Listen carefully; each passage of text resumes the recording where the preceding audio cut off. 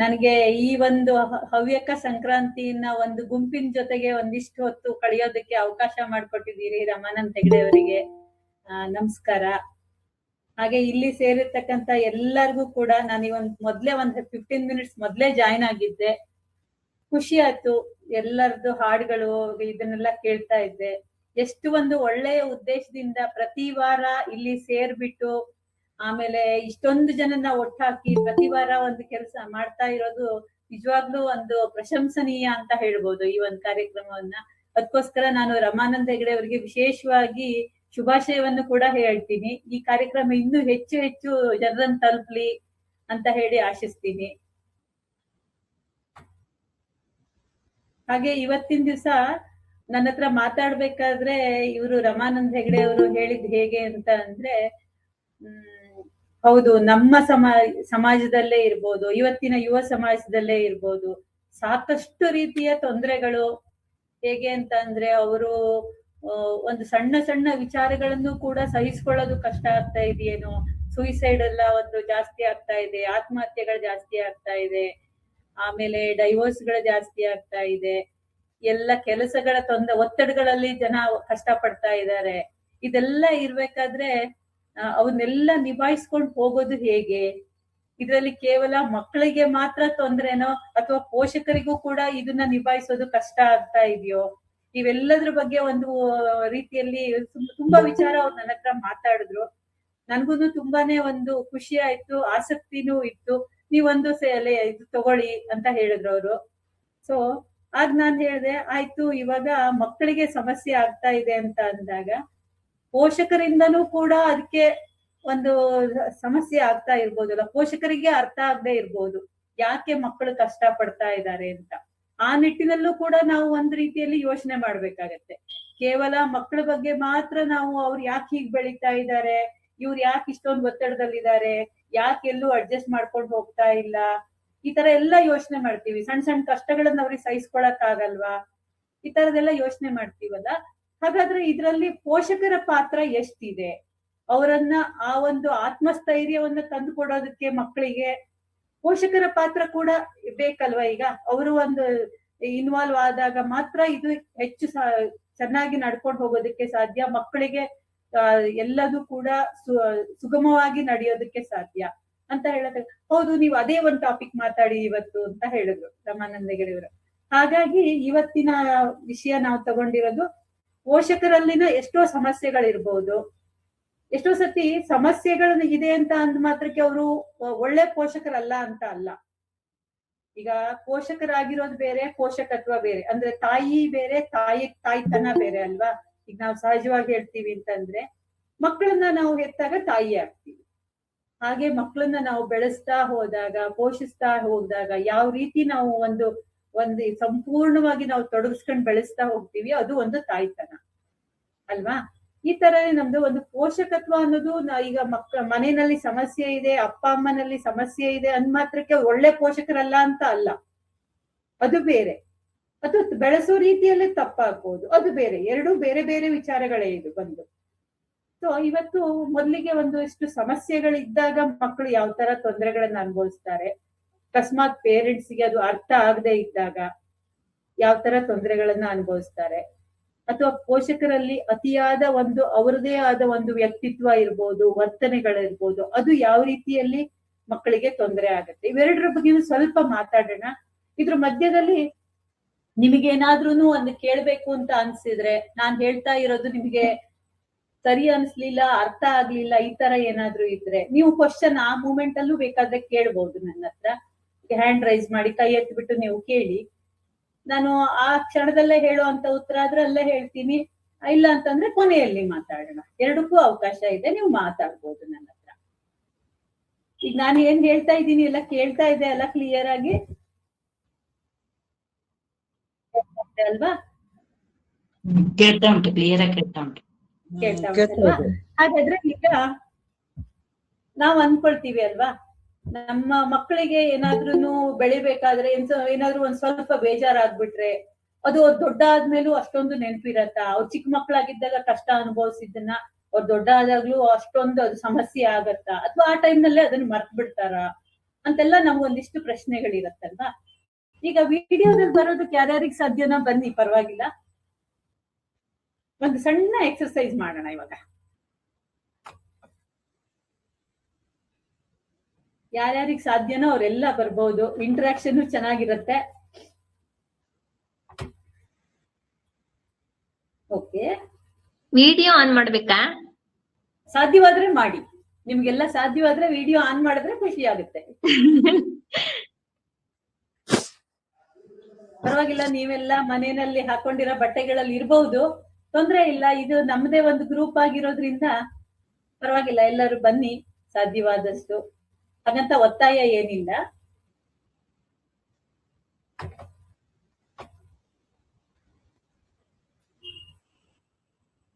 ಹೆಚ್ಚಾಗಿ ಎಲ್ಲರೂ ಮಹಿಳೆಯರ ಇರೋದ ಗ್ರೂಪ್ ಅಲ್ಲಿ ಅಥವಾ ಪುರುಷರು ಇದ್ದಾರಾ? ಪುರುಷರು ಇದ್ದಾರಾ? ಆಯ್ತು. ಈಗ ಒಂದು ಸಣ್ಣ ಎಕ್ಸರ್ಸೈಸ್ ಮಾಡ್ಬಿಡೋಣ, ಆಮೇಲೆ ಅದ್ರ ಬಗ್ಗೆ ಮಾತಾಡೋಣ. ಆಯ್ತಾ? ಎಲ್ಲರೂ ಆರಾಮಾಗಿ ಕುತ್ಕೊಳ್ಳಿ. ನಿಂತ್ಕೊಂಡಿದ್ರೆ ನಿಂತ್ಕೊಂಡಿರಿ, ಕಣ್ಣು ಮುಚ್ಕೊಳ್ಳಿ. ಇವಾಗ ನಾನು ಹೇಳಿದ್ದನ್ನ ಮಾಡ್ತಾ ಹೋಗಿ. ಎಲ್ಲರೂ ಕಣ್ಣು ಮುಚ್ಕೊಳ್ಳಿ. ಇವಾಗ ನೀವೆಲ್ಲರೂ ಒಂದು ಒಳ್ಳೆ ರಸಪೂರ್ತಿ ಇರೋ ಒಂದು ಲಿಂಬೆ ಹಣ್ಣು ಕೈಯಲ್ಲಿ ಇಟ್ಕೊಂಡಿದ್ದೀರಾ ಅಂದ್ಕೊಳ್ಳಿ. ಕೈಯಲ್ಲಿ ಇಟ್ಕೊಂಡಿದ್ದೀರಾ, ಕಣ್ಣು ಮುಚ್ಕೊಂಡು ನೀವು ಅದನ್ನ ಊಹಿಸ್ಕೊಡಿ. ಆಯ್ತಾ? ಈಗ ಅದನ್ನ ಕಟ್ ಮಾಡಿದ್ರಿ, ಕಟ್ ಮಾಡಿ ಆ ರಸವನ್ನ ತೆಗೆದು ನಾಲ್ಗೆ ಮೇಲೆ ಬಿಟ್ಕೊಳ್ತಾ ಇದ್ದೀರಿ. ಇವಾಗ ಲಿಂಬೆ ರಸ ನಿಮ್ ಬಾಯಲ್ಲಿ ಬೀಳ್ತಾ ಇದೆ. ಅದನ್ನ ಎಲ್ಲರೂ ಆ ರುಚಿಯನ್ನ ಅನುಭವಿಸ್ತಾ ಇದ್ದೀರಿ ಇವಾಗ. ಹಾಗೆ ಈಗ ಮತ್ತೆ ತಗೊಳ್ತೀರಿ ಆ ಲಿಂಬೆ ಹಣ್ಣನ್ನ. ಆ ಒಂದು ಪೀಸಿನ ಮೇಲೆ ಒಂದ್ 2 ಕಾಳು ಉಪ್ಪು ಹಾಕ್ತೀರಿ. ಆ ಉಪ್ಪು ಹಾಕಿ ಈಗ ಮತ್ತೆ ನಾಲ್ಗೆಗೆ ಹಿಂಡ್ಕೊಳ್ತಾ ಇದ್ದೀರಿ ಅದನ್ನೆಲ್ಲರೂ ಚಪ್ಪರ್ಸಿ ನುಂಗ್ತಾ ಇದ್ದೀರಿ. ಇವಾಗ ಆ ಲಿಂಬೆ ಹಣ್ಣಿನ ರಸವನ್ನ ನಿಮ್ಮ ನಾಲಿಗೆ, ನಿಮ್ಮ ಗಂಟ್ಲು ನುಂಗಿದ್ದೀರಿ ನೀವೆಲ್ಲರೂ. ಅದನ್ನ ಅನುಭವಿಸಿ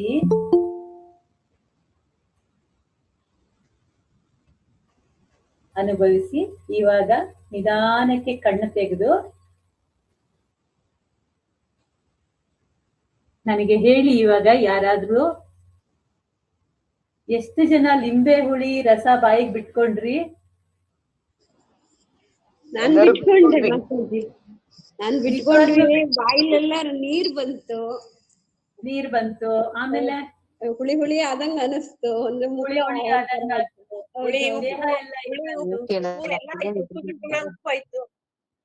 ದೇಹಕ್ಕೆಲ್ಲ ಏನಾಯ್ತು? ಹಿತ ಆಯ್ತಾ? ಯಾರ್ಯಾರಿಗೆ ಬರೀ ಹಿತ ಒಂದೇ ಆಯ್ತು? ಎಲ್ಲರಿಗೂ ಹಿತ ಮಾತ್ರ ಆಯ್ತಾ? ನಿಜವಾಗ್ಲೂ ಲಿಂಬಾವಳಿ ಬಾಯಲ್ಲಿ ಬಿಟ್ಕೊಂಡು ನುಂಗಿರೋದು ಸ್ವಲ್ಪ ಹುಳಿ ಆಗಿತ್ತೆ. ಒಂಥರ ಹಿಂಡಿದಂಗ ಆಯ್ತು. ಮೈ ಜುಮ್ಮ ಆಯ್ತು. ಹೌದೌದು, ಎಲ್ಲ ಆಯ್ತು. ಆಯ್ತು, ಈಗ ನೀವೆಲ್ಲ ಯಾರಾದ್ರೂ ಲಿಂಬೆ ಹುಳಿ ಬಾಯಿಗೆ ನಿಜವಾಗ್ಲೂ ಬಿಟ್ಕೊಂಡ್ರ? ಇಲ್ಲ. ಯಾಕೆ ಅನುಭವ ಆಯ್ತು ನಿಮ್ಗೆ? ಅನುಭವ ಅಂದ್ರೆ ಮನ್ಸಿಗೆ ಅನ್ಕೊಂಡಿದ್ದಕ್ಕೆ. ನಿಮ್ಮ ಮನಸ್ಸಿನಲ್ಲಿ ಆ ಲಿಂಬೆ ಹುಳಿ ಅಂದ್ರೆ ಅಷ್ಟು ಹುಳಿ ಅನ್ನೋ ಅನುಭವ ಇದೆ ನಿಮ್ ಮನಸ್ಸಿನಲ್ಲಲ್ವಾ? ಹೌದು. ಆ ಅನುಭವ ಇರೋದ್ರಿಂದ ಅದೇನ್ ಮಾಡ್ತು? ಹಿಂಸೆ. ಕೆಲವರಿಗೆ ಹುಳಿ ಅಂದ್ರೆ ಆಗದೆ ಇರೋರಿಗೆ ಮೈಯೆಲ್ಲ ಮಾಡ್ದಂಗ ಆಯ್ತು. ಆಯ್ತಲ್ಲ, ಜುಮ್ ಅಂತಲ್ವಾ? ಏನು ನಮ್ಮ ಮನಸ್ಸಿನಲ್ಲಿ ಯಾವುದೇ ಒಂದು ಒಳ್ಳೆ ಭಾವನೆ ಇರ್ಲಿ ಅಥವಾ ಒಂದು ಕೆಟ್ಟ ಭಾವನೆ ಇರ್ಲಿ, ಆ ಅನುಭವ ಹೇಗಾಗಿರತ್ತೆ ನಮ್ಮ ಮನಸ್ಸಿನಲ್ಲಿ ಆ ರೀತಿಯಲ್ಲಿ ಅದು ಕೂತಿರತ್ತೆ. ಪ್ರಿಂಟ್ ಆಗಿರೋದು ಅಂತ ಹೇಳ್ತೀವಲ್ಲ ನಾವು, ರಿಜಿಸ್ಟರ್ ಆಗೋದು ಅಂತ ಹೇಳ್ತೀವಿ. ಅದೇ ತರ ನಮ್ಮ ಜೀವನದ ಪ್ರತಿಯೊಂದು ಅನುಭವನು ಸಣ್ಣಕ್ಕಿದ್ದಾಗಿಂದ ನಮ್ಮ ತಲೆ ಒಳಗೆ ಅಷ್ಟು ಚೆನ್ನಾಗಿ ಪ್ರೋಗ್ರಾಮ್ ಆಗಿರುತ್ತೆ ಅದು. ಸೊ ನಾವ್ ಯಾವ್ದೋ ಒಂದು ಸಂದರ್ಭದಲ್ಲಿ ತಕ್ಷಣ ನಮ್ಗೆ ದುಃಖ ಆಗುತ್ತೆ, ಭಯ ಆಗುತ್ತೆ. ಇದೆಲ್ಲ ಯಾಕೆ ಆಗುತ್ತೆ? ಯಾವ್ದೋ ಒಂದು ಘಟನೆ ಈಗ ಆಗ್ಬಿಡತ್ತೇನೋ ಅಂತ ನಾವು ಇಮ್ಯಾಜಿನ್ ಮಾಡ್ಕೋತೀವಿ. ಮಾಡ್ಕೊಂಡ್ ಕೂಡ್ಲೆ ಕೈಕಾಲ್ ನಡ್ಗುತ್ತೆ. ಯಾಕೆ? ನಮ್ಮ ಒಂದು ಹಳೆಯ ಅನುಭವ ನೆನಪಿರತ್ತೆ ನಮ್ಗೆ ಅಲ್ವಾ? ಇವತ್ತು ಆಗ್ಬಿಡತ್ತೆ ಅಂತ ನಾವ್ ಯಾಕೆ ಊಹಿಸ್ತೀವಿ? ನಮ್ಮ ಮೊದಲಿನ ಜೀವನದ ಅನುಭವಗಳು ನಮ್ಗೆ ಈ ತರ ಆಗ್ತಾ ಇರತ್ತಲ್ವಾ? ಹಾಗೇನೆ ಈಗ ಮಕ್ಕಳಿಗೂ ಅಷ್ಟೇ ಆ ಒಂದು ಅನುಭವ. ಚಿಕ್ಕ ಮಕ್ಕಳಿದ್ದಾಗ ಏನು ನೋವುಗಳನ್ನ ಅನುಭವಿಸಿರ್ತಾರೆ, ಎಷ್ಟು ಸಂತೋಷಗಳನ್ನ ಅನುಭವಿಸಿರ್ತಾರೆ, ಎಲ್ಲ ರೀತಿಯ ಒಂದು ಅನುಭವಗಳು ಕೂಡ ಅವ್ರ ಒಳಗಡೆ ಅದು ರಿಜಿಸ್ಟರ್ ಆಗಿರತ್ತೆ. ಅದು ಬೆಳೀತಾ ಬೆಳೀತಾ ಹೋದಂಗೂ ಅವ್ರು ಎಷ್ಟು ಆತ್ಮವಿಶ್ವಾಸದಿಂದ ಬೆಳೀತಾರೆ, ಎಷ್ಟು ಧೈರ್ಯವಂತರಾಗಿರ್ತಾರೆ, ಅಥವಾ ಸಣ್ಣ ಸಣ್ಣ ಏನಾದ್ರು ಹೇಳ್ತಾ ಇದ್ದೀರಾ? ಸಣ್ಣ ಸಣ್ಣ ವಿಚಾರಕ್ಕೂ ಅವ್ರಿಗೆ ಭಯ ಆಗುತ್ತೋ, ಇದೆಲ್ಲದೂ ಕೂಡ ಈ ತರ ಅನುಭವಗಳಾಗಿ ಅವ್ರೊಳಗಡೆ ಕೂತಿರತ್ತೆ. ಇದಕ್ಕೆಲ್ಲ ಹಂಗಾದ್ರೆ ಯಾರ್ ಕಾರಣ? ಇವಾಗ ಮಕ್ಕಳು ಆ ರೀತಿಯಲ್ಲಿ ಬೆಳಿಬೇಕಾದ್ರೆ ಯಾರ್ ಕಾರಣ ಆಗಿರ್ತೀವಿ? ತಂದೆ ತಾಯಿ, ತಂದೆ ಮನೆ ತಾಯಿ. ವಾತಾವರಣ. ಅಂದ್ರೆ ಆ ಮಗು ಯಾರ ಜೊತೆಗೆ ಹತ್ರದಲ್ಲಿ ಒಂದು ಅನುಭವಗಳನ್ನ ಬೆಳೆಸ್ತಾ ಬಂದಿರತ್ತೆ, ಅದು ಕಾರಣ ಆಗಿರತ್ತೆ ಅಲ್ವಾ? ಸೊ ಈ ತರ ಎಲ್ಲ ಇರ್ಬೇಕಾದ್ರೆ ಮಗುವಿನ ಜೀವನದಲ್ಲಿ ಮುಂದೆ ಇದನ್ನ ನಾವು ಸೈಕಾಲಜಿಯಲ್ಲಿ ಏನ್ ಹೇಳ್ತೀವಿ ಅಂದ್ರೆ ಒಂದು ಅಟ್ಯಾಚ್ಮೆಂಟ್ ಸ್ಟೈಲ್ ಅಂತೀವಿ. ಚಿಕ್ಕಕ್ಕಿದ್ದಾಗ ಮಗು ತುಂಬಾ ಭಯದಿಂದ ಬೆಳೆದಿದ್ರೆ ಅದ್ ಮುಂದೆ ಏನ್ ಮಾಡ್ಬೇಕಾದ್ರೂ ಒಂಥರ ನಂಬಿಕೆ ಇರಲ್ಲ. ತುಂಬಾ ಜನ ಚಿಕ್ಕಕ್ಕಿದ್ದಾಗ ಎಲ್ಲ ನೋಡಿರತ್ತಲ್ವಾ, ಕಷ್ಟಗಳನ್ನೆಲ್ಲ ನೋಡಿರತ್ತೆ. ಆತರ ಇದ್ದಾಗ ಅಥವಾ ತುಂಬಾ ಹೊಡೆದು ಬಡ್ದು ಮಾಡಿದ್ದಾರೆ ಅಂತ ಹೇಳಿ ಇಟ್ಕೊಳ್ಳಿ, ಅವಾಗ ಅವ್ರು ದೊಡ್ಡ ಆದ್ಮೇಲೆ ತಮ್ಮ ಕಷ್ಟ ಸುಖನ್ ಯಾರತ್ರ ಹೇಳ್ಕೊಳಕ್ ಹೋಗಲ್ಲ. ಯಾಕೆಂದ್ರೆ ಅವ್ರಿಗೆ ನನ್ನ ಬದುಕಲ್ಲಿ ಹಿಂಗೆ ಇರೋದು ನಾನು ಅಂತ ಅನ್ಸಿರತ್ತೆ ಅವ್ರಿಗೆ, ಯಾರತ್ರ ಹೇಳ್ಕೊಳಕ್ ಹೋಗಲ್ಲ. ಅವಾಗ ಏನಾಗುತ್ತೆ, ಅದೇ ತರ ಒಂದು ಭಾವನೆಗಳನ್ನ ಬೆಳೆಸ್ಕೊಳ್ತಾರೆ. ಆ ನೋವುಗಳನ್ನ ಹೇಳ್ಕೊಳಕ್ ಆಗಲ್ಲ ಬೇರೆಯವ್ರ ಹತ್ರ. ನಾನ್ ಏನ್ ಮಾಡಿದ್ರು ಸರಿ ಇಲ್ವೇನೋ, ತಪ್ಪಾಗುತ್ತೇನೋ. ಸಣ್ಣಕ್ಕಿದ್ದಾಗ್ಲೇ ನನ್ ಕಷ್ಟ ಯಾರು ಕೇಳಲೇ ಇಲ್ಲ. ನಾನ್ ಏನ್ ಹೇಳಿದ್ರು ಸುಮ್ನೆ ಇರು ನೀನು ಅಂತ ಹೆದರ್ಸ್ತಿದ್ರು ನನ್ಗೆ.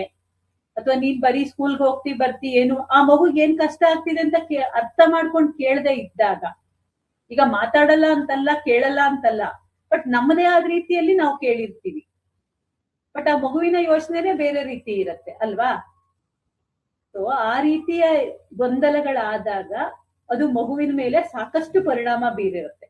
ಅವಾಗ ದೊಡ್ಡ ಆದ್ಮೇಲೆ ಸಂಬಂಧಗಳಲ್ಲಿ ನಂಬಿಕೆಗಳನ್ನ ಕಳ್ಕೊಳ್ಳೋದಿರ್ಬೋದು, ಅಥವಾ ಒಬ್ರಿಗೊಬ್ರಿಗೆ ಸರಿಯಾಗಿ ಭಾವನೆಗಳನ್ನ ಹಂಚ್ಕೊಳ್ಳೋದಕ್ ಗೊತ್ತಿಲ್ಲದೆ ಇರ್ಬೋದು. ಈ ತರ ಎಲ್ಲ ಸಮಸ್ಯೆಗಳಾಗುತ್ತೆ. ಎಷ್ಟೋ ಕಾರಣಗಳಿರುತ್ತೆ. ಇದ್ರಲ್ಲಿ ಕೆಲವು ಕಾರಣಗಳು ಇದೂನೆ, ಇಂಥದ್ದೇ ಕಾರಣಗಳಿಂದ ಅಂತ ಅಲ್ಲ ನಾನು ಹೇಳ್ತಾ ಇರೋದು. ಹಲವಾರು ತರ ಕಾರಣಗಳಿರುತ್ತೆ. ನಾವು ಯಾವ್ಯಾವ ವಿಚಾರದಲ್ಲಿ ಹೇಗೆ ಅರ್ಥ ಮಾಡ್ಕೋಬೇಕು, ಹೇಗ್ ಸಹಾಯ ಮಾಡ್ಬೇಕು, ನಮ್ಮ ಕಡೆಯಿಂದ ನಾವ್ ಯಾವ ತರ, ಇದು ಒಂದ್ ರೀತಿಯಲ್ಲಿ ಆತ್ಮಾವಲೋಕನ ಆಗ್ಬೇಕಲ್ವಾ? ನಾವು ಯಾವಾಗ್ಲೂ ಬೇರೆ ಒಂದು ದೃಷ್ಟಿಕೋನದಿಂದನೇ ನೋಡೋದನ್ ಬಿಟ್ಟು ನಮ್ಮ ದೃಷ್ಟಿಕೋನನೂ ಅರ್ಥ ಮಾಡ್ಕೊಂಡು ನೋಡಿದ್ರೆ ಸಹಾಯ ಆಗುತ್ತೆ. ಸೊ ಹಾಗಾದ್ರೆ ಈಗ ಸಹಜವಾಗಿ ಒಂದಿಷ್ಟು ಪೋಷಕರಲ್ಲಿರೋ ಒಂದಿಷ್ಟು ಸಮಸ್ಯೆಗಳು ಅನ್ನೋ ಪಾರ್ಟಿಗೆ ಬರೋಣ. ಇವಾಗ ನಿಮ್ ಪ್ರಕಾರ ಎಲ್ಲ ಯಾವ್ಯಾವ ತರ ತೊಂದರೆಗಳು ಬರ್ಬಹುದು? ಪೋಷಕರ ಸಮಸ್ಯೆಗಳು ಒಂದು ಸಂಸಾರ ಅಂದಾಗ ಮಕ್ಕಳ ಮಾತು ಕೇಳದೆ ಇರೋದು, ಟೆನ್ಷನ್, ಸಮಸ್ಯೆಗಳು. ಮಕ್ಕಳ ಸಮಸ್ಯೆ ಬಿಡಿ, ಮಕ್ಕಳ ಸಮಸ್ಯೆ ಅಲ್ಲ, ನಾವು ಕೆಲ್ಸದ ಒತ್ತಡ ಮತ್ತೆ ಹೊಸ್ತಾಗಿ ಬಂದಿರ್ತೀವಿ ಮದ್ವೆ ಆಗಿ. ಅಂದ್ರೆ ಫಸ್ಟಿಗೆ ಬೇಗ ಮಕ್ಳಾಗ್ಲೆ ಅಂದ್ರೆ ಒಂಚೂರು ಭಯ ಭಕ್ತಿ ಎಲ್ಲ ಇರುತ್ತೆ. ಯಾರು ಏನ್ ಅನ್ಕಂತಾರೋ, ಏನ್ ಮಾಡಿದ್ರೆ ಅಂತ ಅದು ಇರುತ್ತೆ, ಹೆದರಿಕೆ ಇರುತ್ತೆ ಸ್ವಲ್ಪ.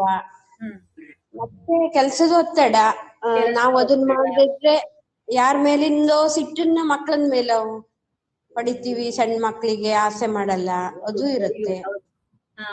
ಆಮೇಲೆ ಕಡೆಗನ್ಸುತ್ ನಮ್ಗೆ ದೊಡ್ಡ ಆದ್ಮೇಲೆ, ಮಕ್ಳು ದೊಡ್ಡ ಆದ್ಮೇಲೆ ನಾವು ಆಸೆ ಮಾಡ್ಲೇ ಇಲ್ಲಲ್ಲ ಅಂತ ಅನ್ಸ್ಬೋದು ನಮ್ಮ ತಾಯಿ ಮಕ್ಳಿಗೆ. ಹೌದು, ನಾವ್ ಕೆಲ್ಸನೇ ನೋಡಿದ್ವಿ. ವಯಸ್ಸಾದವರೆಲ್ಲ ಮನೇಲಿ ಇದ್ರೆ ನಾವ್ ಹಾಗೂ ಮಾಡ್ಬೇಕಾಗತ್ತೆ. ಮಕ್ಳ ಮೇಲೆ ಸಿಟ್ಟನ್ ತೋರ್ಸ್ಕಂತೀವಿ, ಅವ್ರ ಮೇಲೆ ತೋರ್ಸಕ್ ಆಗಲ್ಲಲ್ಲ, ಅದನ್ನ ಮಕ್ಳ ಮೇಲೆ ತೋರಿಸ್ತೀವಿ. ಅದು ಮಕ್ಳ ಮೇಲೆ ಪರಿಣಾಮ ಜೀವ ಅದು ಅಲ್ವಾ? ಬಿಳಿ ಹಾಳೆ ಅದು ಕಪ್ಪು ಚುಕ್ಕಿ ಆಗ್ಬೋದು ಅದ್ರಿಂದ. ಕರೆಕ್ಟ್. ಒಂದು ಕರೆಕ್ಟ್. ಇವಾಗ ಹೇಳೋಣ, ಒಂದು ಕರೆಕ್ಟ್ ನೀವ್ ಹೇಳ್ದಂಗೆ ಕೆಲಸದ ಒತ್ತಡಗಳು ಹೆಚ್ಚಾಗಿ ಈ ಒಂದು ಸಂಬಂಧಗಳು ಅಂತ ಬಂದಾಗ, ಒಂದು ಡೈವೋರ್ಸ್ ಆಗಿರೋಂತ ಫ್ಯಾಮಿಲಿ ಇರ್ಬೋದು, ಸಿಂಗಲ್ ಪೇರೆಂಟ್ ಆಗಿರೋ ಫ್ಯಾಮಿಲಿ ಇರ್ಬೋದು, ಒಬ್ರೇ ತಾಯಿ ಇರ್ತಾರೆ, ತಂದೆ ಇರ್ತಾರೆ, ಯಾವ್ದಾವ್ದೋ ಕಾರಣಗಳಿಗೆ. ಅದು ಕಾರಣಗಳು ಇಂಥದ್ದೇನೋದು ಇಲ್ಲಿ ಬೇಡ ನಮ್ಗೆ. ಅಥವಾ ಪ್ರತಿದಿನ ಮನೆಯಲ್ಲಿ ಜಗಳ ಆಗ್ತಾ ಇರತ್ತೆ ಅಪ್ಪ ಅಮ್ಮಂಗೆ. ಒಟ್ಟಿಗಂತೂ ಇರ್ತಾರೆ, ಆದ್ರೆ ಪ್ರತಿದಿನ ಜಗಳಗಳಾಗ್ತಾ ಇರತ್ತೆ. ಈ ತರ ಎಲ್ಲ ಗಂಡ ಹೆಂಡತಿಯಲ್ಲೂ ಜಗಳ ಆಗ್ತಾ ಇರ್ಬೋದು, ಅಂಡರ್ಸ್ಟ್ಯಾಂಡಿಂಗ್ ಇಲ್ಲ ಅಂದ್ರೆ ಅವಾಗ್ಲೂ ಮಕ್ಕಳಿಗೆ ಸಮಸ್ಯೆ ಬರ್ಬೋದು. ಹೌದೌದು.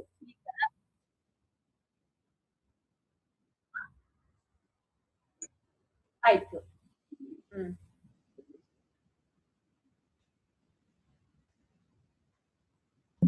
ಹೇಗೆ ಅಂತ ಅಂದ್ರೆ ಈ ಸಂಬಂಧಗಳು ಅಂತ ಬಂದಾಗ ಇದು ಡೈವೋರ್ಸ್ ಇರ್ಬೋದು, ಅಥವಾ ತುಂಬಾ ಮನೆಯಲ್ಲಿ ಪ್ರತಿದಿನ ಜಗಳಗಳಾಡ್ತಾ ಇರೋದಿರ್ಬೋದು, ಅಥವಾ ಎಷ್ಟೋ ಕೆಲವೊಂದು ಸಂದರ್ಭಗಳಲ್ಲಿ ಒಂದು ಏನ್ ಹೇಳ್ತಾರೆ ಇದು ಎಕ್ಸ್ಟ್ರಾ ಮ್ಯಾರಿಟಲ್ ಅಫೈರ್ಸ್ ಅಂತ ಹೇಳ್ತಾರಲ್ಲ,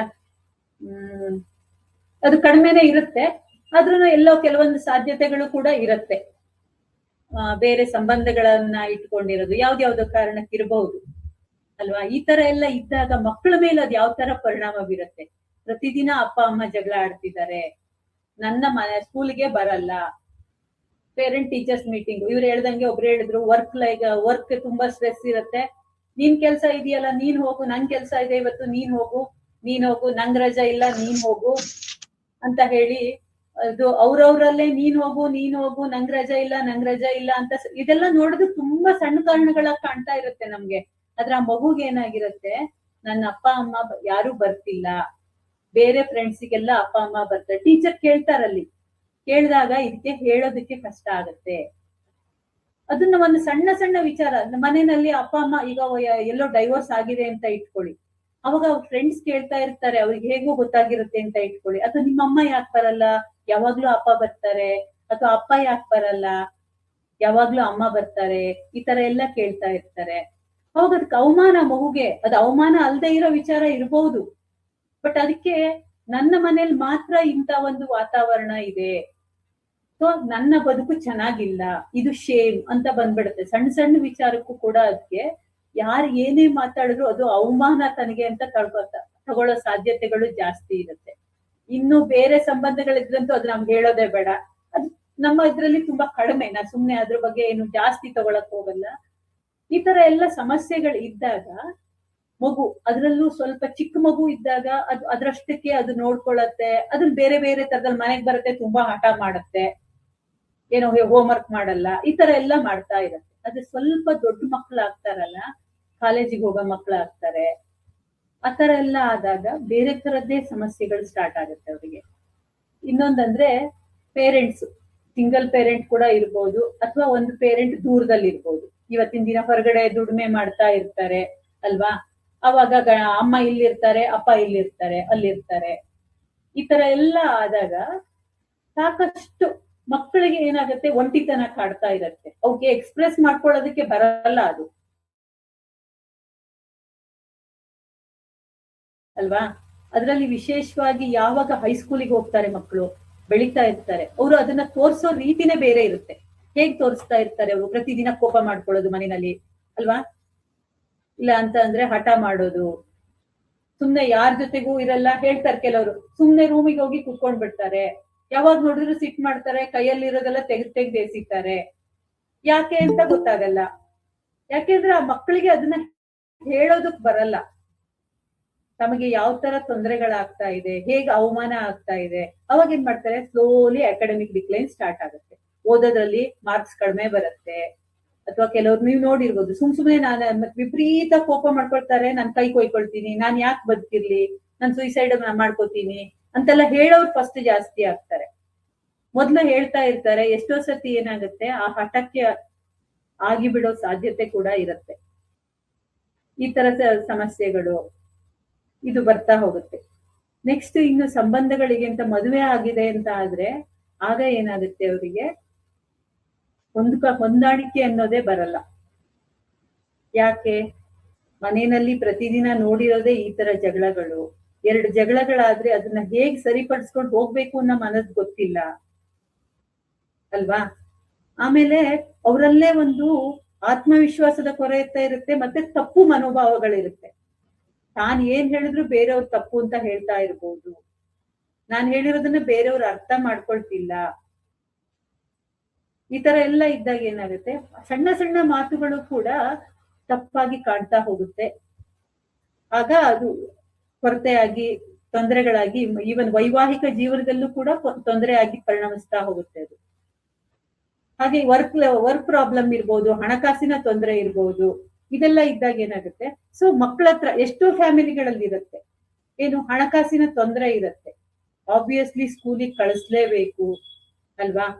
ಆವಾಗ ಎಷ್ಟೋ ಸತಿ ಫೀಸಿನ ತೊಂದರೆ ಇರ್ಬೋದು, ಫೀಸಿಗಿಂತಾನು ಬೇರೆ ಬೇರೆ ಖರ್ಚುಗಳು. ನನ್ನ ಫ್ರೆಂಡ್ಸ್ ಎಲ್ಲ ಕಾಲೇಜಿಗೆ ಹೋಗಿರೋ ಮಕ್ಕಳೆಲ್ಲ ಹೇಳ್ತಾರೆ ಸುಮಾರಾಗಿ, ನನ್ನ ಫ್ರೆಂಡ್ಸ್ ಎಲ್ಲ ಅಷ್ಟಿಷ್ಟು ದುಡ್ಡಿನ ಬೈ ಮಾಡ್ತಾರೆ, ನೀವು ನನಗ್ ಮಾತ್ರ ಕೊಡಲ್ಲ, ಇವಾಗೆಲ್ಲ ಒಳ್ಳೆ ಐಫೋನ್ ಬೇಕು ನನ್ಗೆ ಅಂತೆಲ್ಲ ಹೇಳ್ತಾರೆ. ಆಗ ಮಕ್ಕಳಿಗೆ ನಾವು ಹೆದರಿಸಿ ಅಥವಾ ನೀನ್ ಬೇರೆಯವ್ರನ್ನ ನೋಡಿ ಕೆಟ್ಟ ಬುದ್ಧಿ ಕಲಿತಾ ಇದೀಯಾ ಈ ತರದ್ದೆಲ್ಲ ಹೇಳ್ತಾ ಇರೋದ್ಕಿಂತ ಕೂರ್ಸಿ ಮನೆಯಲ್ಲಿ ಯಾವತ್ತು ಹಣಕಾಸಿನ ವಿಚಾರವನ್ನು ಕೂಡ ಅವ್ರಿಗೆ ಅರ್ಥ ಮಾಡ್ಸೋದು ಒಳ್ಳೇದು.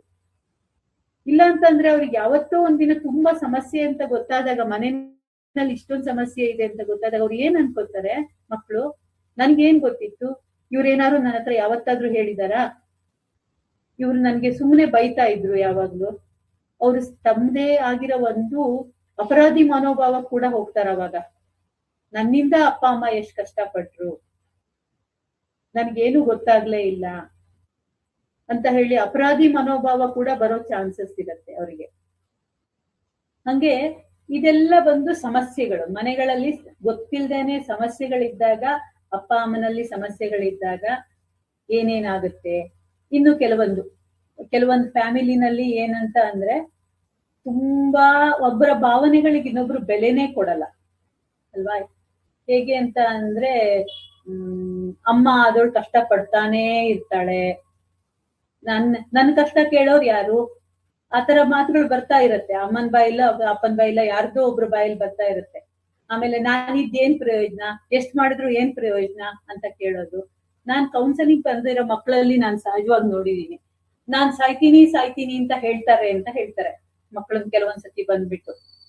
ನಾನ್ ಕೇಳಿದೆ ಒಬ್ರಿಗೆ, ಆಯ್ತು ನಿಮ್ ಮನೇಲಿ ಯಾರು ಈ ತರ ಜಾಸ್ತಿ ಮಾತಾಡ್ತಾ ಇರ್ತೀರಿ ಅಂತ. ಅವಾಗ ಅಪ್ಪ ಹೇಳಿದ್ರು, ನಾನ್ ಹೇಳ್ತಾ ಇರ್ತೀನಿ ಮೇಡಮ್, ನಾನು ಯಾವಾಗ್ಲೂ ಅಷ್ಟೇ, ನಾನ್ ಎಷ್ಟು ಬೇಕಾದ್ರೂ ತಂದಾಕ್ಲಿ, ಮನೆಯಲ್ಲಿ ಅತ್ತೆ ಮಾವಂಗೆ ಅಂತ ಜಗಳ, ಅತ್ತೆ ಮಾವ ನನ್ ಮಾತ್ ಕೇಳಲ್ಲ ಅಂತ ಸೊಸೆ ಇವಳು ಯಾವಾಗ್ಲೂ ಜಗಳ ಮಾಡ್ತಿರ್ತಾಳೆ. ಆಮೇಲೆ ಅತ್ತೆಗೆ ಎಷ್ಟ್ ಮಾಡಾಕಿದ್ರು ಸಾಲದು ಅಂತ ಹೇಳ್ಬಿಟ್ಟು ಜಗಳ ಮಾಡ್ತಾರೆ. ನಾನ್ ಇವಳಿಗೂ ಎಲ್ಲಾ ಮಾಡ್ತಿದೀನಿ, ನನ್ ತಂದೆ ತಾಯಿಗೂ ಎಲ್ಲಾ ಮಾಡ್ತಿದೀನಿ, ಇಡೀ ಸಂಸಾರದ ಜವಾಬ್ದಾರಿ ನಾನ್ ತಗೊಂಡ್ ಮಾಡ್ತಾ ಇದ್ದೀನಿ.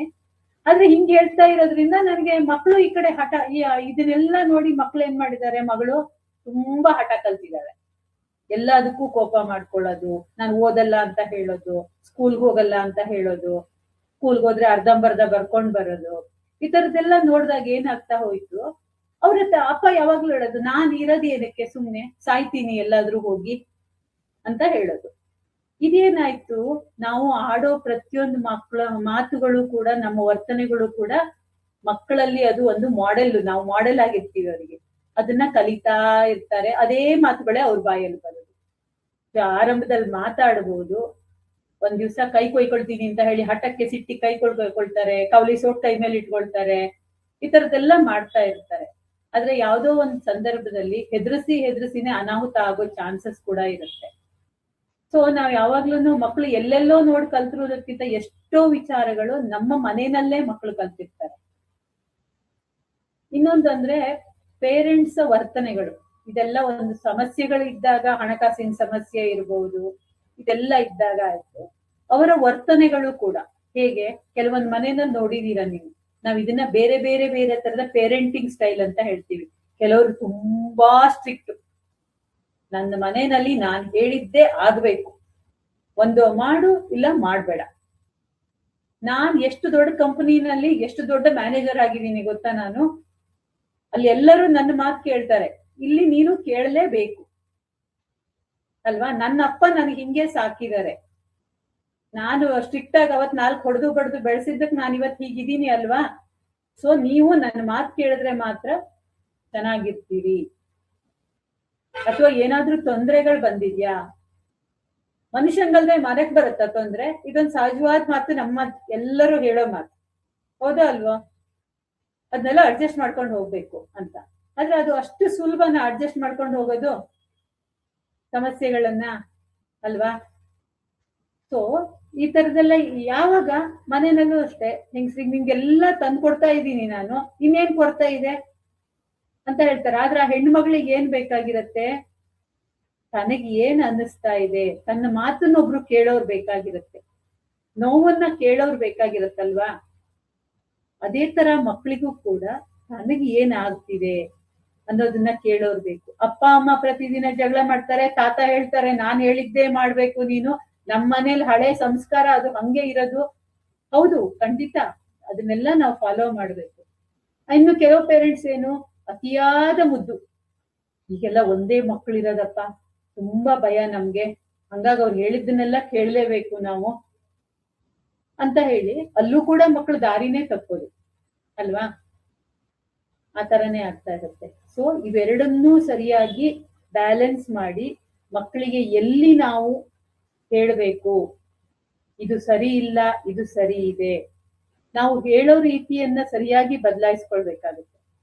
ಯಾವಾಗ್ಲೂ ನಾವು ಮಾತಾಡ್ಬೇಕಾದ್ರೆ ಏನ್ ಹೇಳ್ತೀವಿ ಅಂತ ಅಂದ್ರೆ, ಒಂದು ವ್ಯಂಗ್ಯವಾಗಿ ಆಡೋ ಮಾತುಗಳು, ನೇರವಾದ ಮಾತಲ್ಲ. ಫಾರ್ ಎಕ್ಸಾಂಪಲ್, ಮನೆಗ್ ಬಂದ್ ಕೂಡ್ಲೆ ನೀನ್ ಏನ್ ಮಾಡ್ದೆ ಇವತ್ತು ಬೆಳಗ್ಗೆಯಿಂದ, ಸಹಜವಾಗಿ ಗಂಡ ಕೇಳ್ಬೋದು. ಇದಕ್ಕೆ ಅವ್ರ ಪಾಪ ಒಳ್ಳೆ ಮನ್ಸಿನಿಂದನೇ ಕೇಳಿರ್ಬೋದು ಅದನ್ನ. ಆದ್ರೆ ಹೆಂಡತಿ ಮನ್ಸಲ್ಲಿ ಬೆಳಗ್ಗೆಯಿಂದ ಬೇಜಾರಿರುತ್ತಲ್ಲ, ಇವ್ರ ಮನ್ಸಲ್ಲಿ ಏನ್ ನಾನೇನ್ ಸುಮ್ನೆ ಕೂತಿದೀನಿ ಅಂತ ನನ್ ಗಂಡ ತಿಳ್ಕೊಂಡಿದ್ದಾರೆ ಅಂತ ಅವ್ರ ಮನ್ಸಲ್ಲಿ ಇದ್ದಾಗ ಯಾವ ತರ ಉತ್ತರ ಬರುತ್ತೆ? ನಾನೇನ್ ಇಲ್ಲಿ ಬೆಳಗ್ಗೆಯಿಂದ ಸುಮ್ನೆ ಕೂತಿದ್ದೀನ, ಬೇಕಾದಷ್ಟು ಬೆಳಗ್ಗೆಯಿಂದ ಮಾಡ್ತಾನೆ ಇದ್ದೀನಿ, ಏನ್ ಮಾಡ್ದೆ ಅಂತ ಕೇಳ್ಬಿಟ್ರೆ ಗೊತ್ತಿಲ್ವಾ ದಿವ್ಸ ಮಾಡೋದು? ಈ ಆನ್ಸರ್ ಹೇಗಿರತ್ತೆ? ಇದ್ರ ಜೊತೆಗೆ ಇನ್ನೊಂದು ಆನ್ಸರ್, ಬೆಳಗ್ಗೆಯಿಂದ ನಂದು ದಿವ್ಸ ಮಾಡೋ ಕೆಲ್ಸಗಳನ್ನೆಲ್ಲ ಮಾಡ್ದೆ, ಅದ್ರ ಜೊತೆಗೆ ಇನ್ನೇನೋ ಮಗುಗೇನೋ ಹೇಳ್ಕೊಡೋದಿತ್ತು ನಾನು ಹೇಳ್ಕೊಟ್ಟೆ, ಅಥವಾ ನೆಂಟ್ರು ಯಾರೋ ಬಂದ್ರು, ಇವತ್ತೊಂದ್ ಇಂಥ ಕೆಲ್ಸ ಇತ್ತು. ಇದು ನೇರವಾದ ಉತ್ತರ. ಅದೇ ನಾನ್ ಮೊದ್ಲು ಹೇಳಿರೋ ಉತ್ತರ ಯಾವುದು? ಅದು ನಾವು ಅದನ್ನ ನಾವೇನ್ ಹೇಳ್ತೀವಿ ಅಂದ್ರೆ ಉಲ್ಟಾ ಉತ್ತರ ಕೊಡೋದು ಅಂತನೋ, ಅಥವಾ ಕ್ರಾಸ್ ಟ್ರಾನ್ಸಾಕ್ಷನ್ ಅಂತ ನಾವ್ ಹೇಳ್ತೀವಿ. ಆತರ ಅಂದ್ರೆ ಯಾವಾಗ ಮನಸ್ಸಿನಲ್ಲಿ ಒಂದು ಬೇಜಾರಿರತ್ತೆ, ನಾವು ಆತರ ಉತ್ತರ ಕೊಡ್ತಾ ಇರ್ತೀವಿ ಅಲ್ವಾ? ಸೊ ಈ ತರದ ಮಾತುಗಳು ಮಕ್ಕಳ ಜೊತೆಗೂ ನಡೀತಾ ಇರತ್ತೆ. ಸೊ ನೇರವಾಗಿ ಮಕ್ಕಳಿಗೆ ನಾವ್ ಏನ್ ಇನ್ಸ್ಟ್ರಕ್ಷನ್ಸ್ ಕೊಡ್ಬೇಕೋ ಅದನ್ನ ಕೊಡೋದು ಮಾಡಿದಾಗ ಮಕ್ಕಳು ಕೂಡ ಓ ನಾನ್ ಏನ್ ಹೇಳ್ತಿದ್ದೀನೋ ಅದನ್ನ ಅರ್ಥ ಮಾಡ್ಕೊಳ್ತಾರೆ, ಸೊ ನಾನ್ ಹೇಳ್ಬೋದು ಅನ್ನೋದು ಬರುತ್ತೆ. ಇದನ್ನೆಲ್ಲಾ ಸಮಸ್ಯೆಗಳನ್ನು ನೋಡಿದಾಗ್ಲೇನೆ ಎಷ್ಟೋ ಜನ ಮಕ್ಕಳು ಇವತ್ತು ಅಯ್ಯಪ್ಪ ನಂಗ್ ಮನೇಲಿ ಯಾವ ಜವಾಬ್ದಾರಿ ಬೇಡ, ನಾನು ಆರಾಮಾಗಿ ಓದ್ಕೊಂಡು ಕೆಲ್ಸಕ್ಕೆ ಹೋಗ್ಕೊಂಡು ಇದ್ಬಿಡ್ತೀನಿ ಅಂತ ಹೇಳ್ತಾರೆ ಅಲ್ವಾ? ಯಾಕೆ? ಇಷ್ಟೊಂದು ಜಗಳಗಳು ನಾನ್ ನೋಡ್ತಾ ಇರ್ತೀನಿ ಮನೆಯಲ್ಲಿ, ಇಷ್ಟೊಂದು ಜವಾಬ್ದಾರಿ ಬೇಡಪ್ಪ, ಅಮ್ಮನ್ ಕಷ್ಟ ಯಾರು ಕೇಳೋರಿಲ್ಲ ಅಲ್ವಾ? ಅಥವಾ ಅಪ್ಪನ್ ಕಷ್ಟ ಮಾಡ್ತಾನೆ ಇರ್ತಾರೆ, ದುಡಿತಾನೆ ಇರ್ತಾರೆ. ಇಷ್ಟೆಲ್ಲಾ ಮಾಡಕ್ ಸಂಸಾರ ಬೇಕಾ ನಮ್ಗೆ? ಇವತ್ತಿನ ಮಕ್ಕಳು ಸಹಜವಾಗಿ ಹೇಳ್ತಾ ಇರೋ ಮಾತುಗಳು ಇದು. ಅವರಿಗೆ ನಿಜವಾದ ಪರಿಸ್ಥಿತಿಗಳು ಅರ್ಥ ಆಗಿರಲ್ಲ. ಏನ್ ಅನ್ಕೊಳ್ತಾರೆ? ಅದನ್ನ ಜವಾಬ್ದಾರಿಗಳು ಅಂತ ಅನ್ಕೊಳ್ತಾರೆ. ಜವಾಬ್ದಾರಿಯ ಹಿಂದಿರೋ ಒಂದು ಪ್ರೀತಿಯನ್ನ ಅವರಿಗೆ ತೋರಿಸಿದ್ರೆ ಅವರು ಅರ್ಥ ಮಾಡ್ಕೊಳ್ತಾರೆ ಅದನ್ನ. ನಮ್ಗೆ ಏನ್ ಅನ್ಸುತ್ತೆ ಸಹಜವಾಗಿ, ಅಯ್ಯೋ ಇವರು ಇವತ್ತಿನ ಮಕ್ಕಳೆಲ್ಲ ತುಂಬಾ ಓದ್ಬಿಟ್ಟಿದ್ದಾರೆ, ಸೊ ಅವ್ರು ಅದಕ್ಕೆ ಬೇಡ ಅಂತ ಹೇಳ್ತಾರೆ ಅಂತ. ಅದೊಂದೇ ಕಾರಣ ಅಲ್ಲ, ಎಷ್ಟೋ ಕಾರಣಗಳು ಈ ತರದ್ದು ಇರ್ಬೋದು. ಸೊ ಇದನ್ನೆಲ್ಲ ಬೇಕು ಅಂತ ಹೇಳಿದಾಗ ಯಾಕೆ ಪೋಷಕರಲ್ಲೂ ಕೂಡ ಈ ಒಂದು ಸಮಸ್ಯೆಗಳನ್ನ ಯಾವ ರೀತಿ ನಿಭಾಯಿಸ್ಬೇಕು ಅನ್ನೋ ಒಂದು ಕೌಶಲ್ಯದ ಕೊರತೆ ಇರೋದು ಸಾಧ್ಯತೆ ಇರುತ್ತೆ. ಏನೇ ಒಂದು ಸಮಸ್ಯೆ ಬರ್ಲಿ ಮನೆಯಲ್ಲಿ, ಅದನ್ನ ಯಾರೋ ಒಬ್ರು ಮನೆಯಲ್ಲಿ ಯಜಮಾನ ಅವರೊಬ್ಬರೇ ಪರಿಹಾರ ಮಾಡ್ಕೋಬೇಕು, ಅದನ್ನ ಯಾರಿಗೂ ಹೇಳ್ಬಾರ್ದು ಅನ್ನೋದು ಹಳೆ ಕಾಲದಿಂದ ನಮ್ಮಲ್ಲಿ ಬಂದಿರೋಂತ ಒಂದು ಪದ್ಧತಿ. ಸೊ ಆ ತರ ಇದ್ದಾಗ ಏನಾಗತ್ತೆ, ಅವ್ರೊಬ್ರ ಹತ್ರ ಇವತ್ತಿನ ಕಾಲದಲ್ಲಿ ಕಷ್ಟ ಆಗುತ್ತೆ, ಒತ್ತಡಗಳು ಬರುತ್ತೆ ಅಲ್ವಾ? ಈ ರೀತಿಯಲ್ಲಿ ಎಲ್ಲದನ್ನು ಹಂಚ್ಕೊಂಡು ಯಾವಾಗ ಅವರು ಮಾಡ್ತಾರೆ, ಆವಾಗ ಮಕ್ಕಳಿಗೂ ಕೂಡ ಸರಿಯಾದ ರೀತಿಯಲ್ಲಿ ಸಮಸ್ಯೆಗಳು ಬಂದಾಗ ಹೇಗೆ ಹೊಂದ್ಕೋಬೇಕು, ಅದನ್ನ ಯಾವ ರೀತಿ ಎಕ್ಸ್ಪ್ರೆಸ್ ಮಾಡ್ಬೇಕು, ಅದನ್ನ ಸರಿಯಾಗಿ ಸಾಲ್ವ್ ಮಾಡ್ಕೊಳ್ಳೋದು ಹೇಗೆ, ಇವೆಲ್ಲ ಅರ್ಥ ಆಗ್ತಾ ಹೋಗುತ್ತೆ. ಒಂದೆರಡು ಕೇಸ್ ಸ್ಟಡಿಗಳನ್ನ ನಾನು ಹೇಳಕ್ ಇಷ್ಟಪಡ್ತೀನಿ. ಒಂದು ಹೆಣ್ಮಗಳು ಹೀಗೆ ಆಗಿತ್ತು. ಅವ್ರ ಅಪ್ಪ ಬಂದು ಫಾರಿನ್ ಅಲ್ಲಿ ಇದ್ರು, ಅಮ್ಮ ಬಂದು ಇಲ್ಲೇ ಬೆಂಗಳೂರಿನಲ್ಲಿದ್ರು. ಪಾಪ ಆಕೆ ಹೆಣ್ಮಗಳು ಕಾಲೇಜಿಗೆ ಹೋಗೋ ಹೆಣ್ಮಗಳು.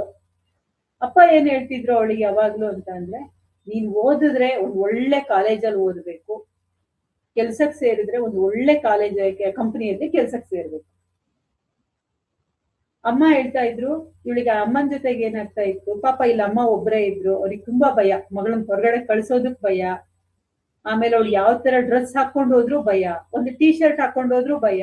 ನಮ್ ಮನೇಲೆಲ್ಲ ಈ ತರ ಬಟ್ಟೆ ಎಲ್ಲ ಹಾಕೊಳ್ಳಲ್ಲ, ನೀನ್ ಇಲ್ಲಿ ಒಬ್ಳೇ ಇದೀಯಾ, ಯಾಕೆ ಈ ತರ ಹೊರಗಡೆ ಹೋಗ್ತೀಯಾ ನೀನು ಫ್ರೆಂಡ್ಸ್ ಜೊತೆಗೆ ಯಾಕೆ ಹೋಗ್ತೀಯಾ, ಇಂಜಿನಿಯರಿಂಗ್ ಕಾಲೇಜ್ ಹುಡುಗಿ ಅವಳು, ಈ ತರ ಎಲ್ಲ ಹ್ಯಾಕ್ ಹೋಗ್ತೀಯಾ?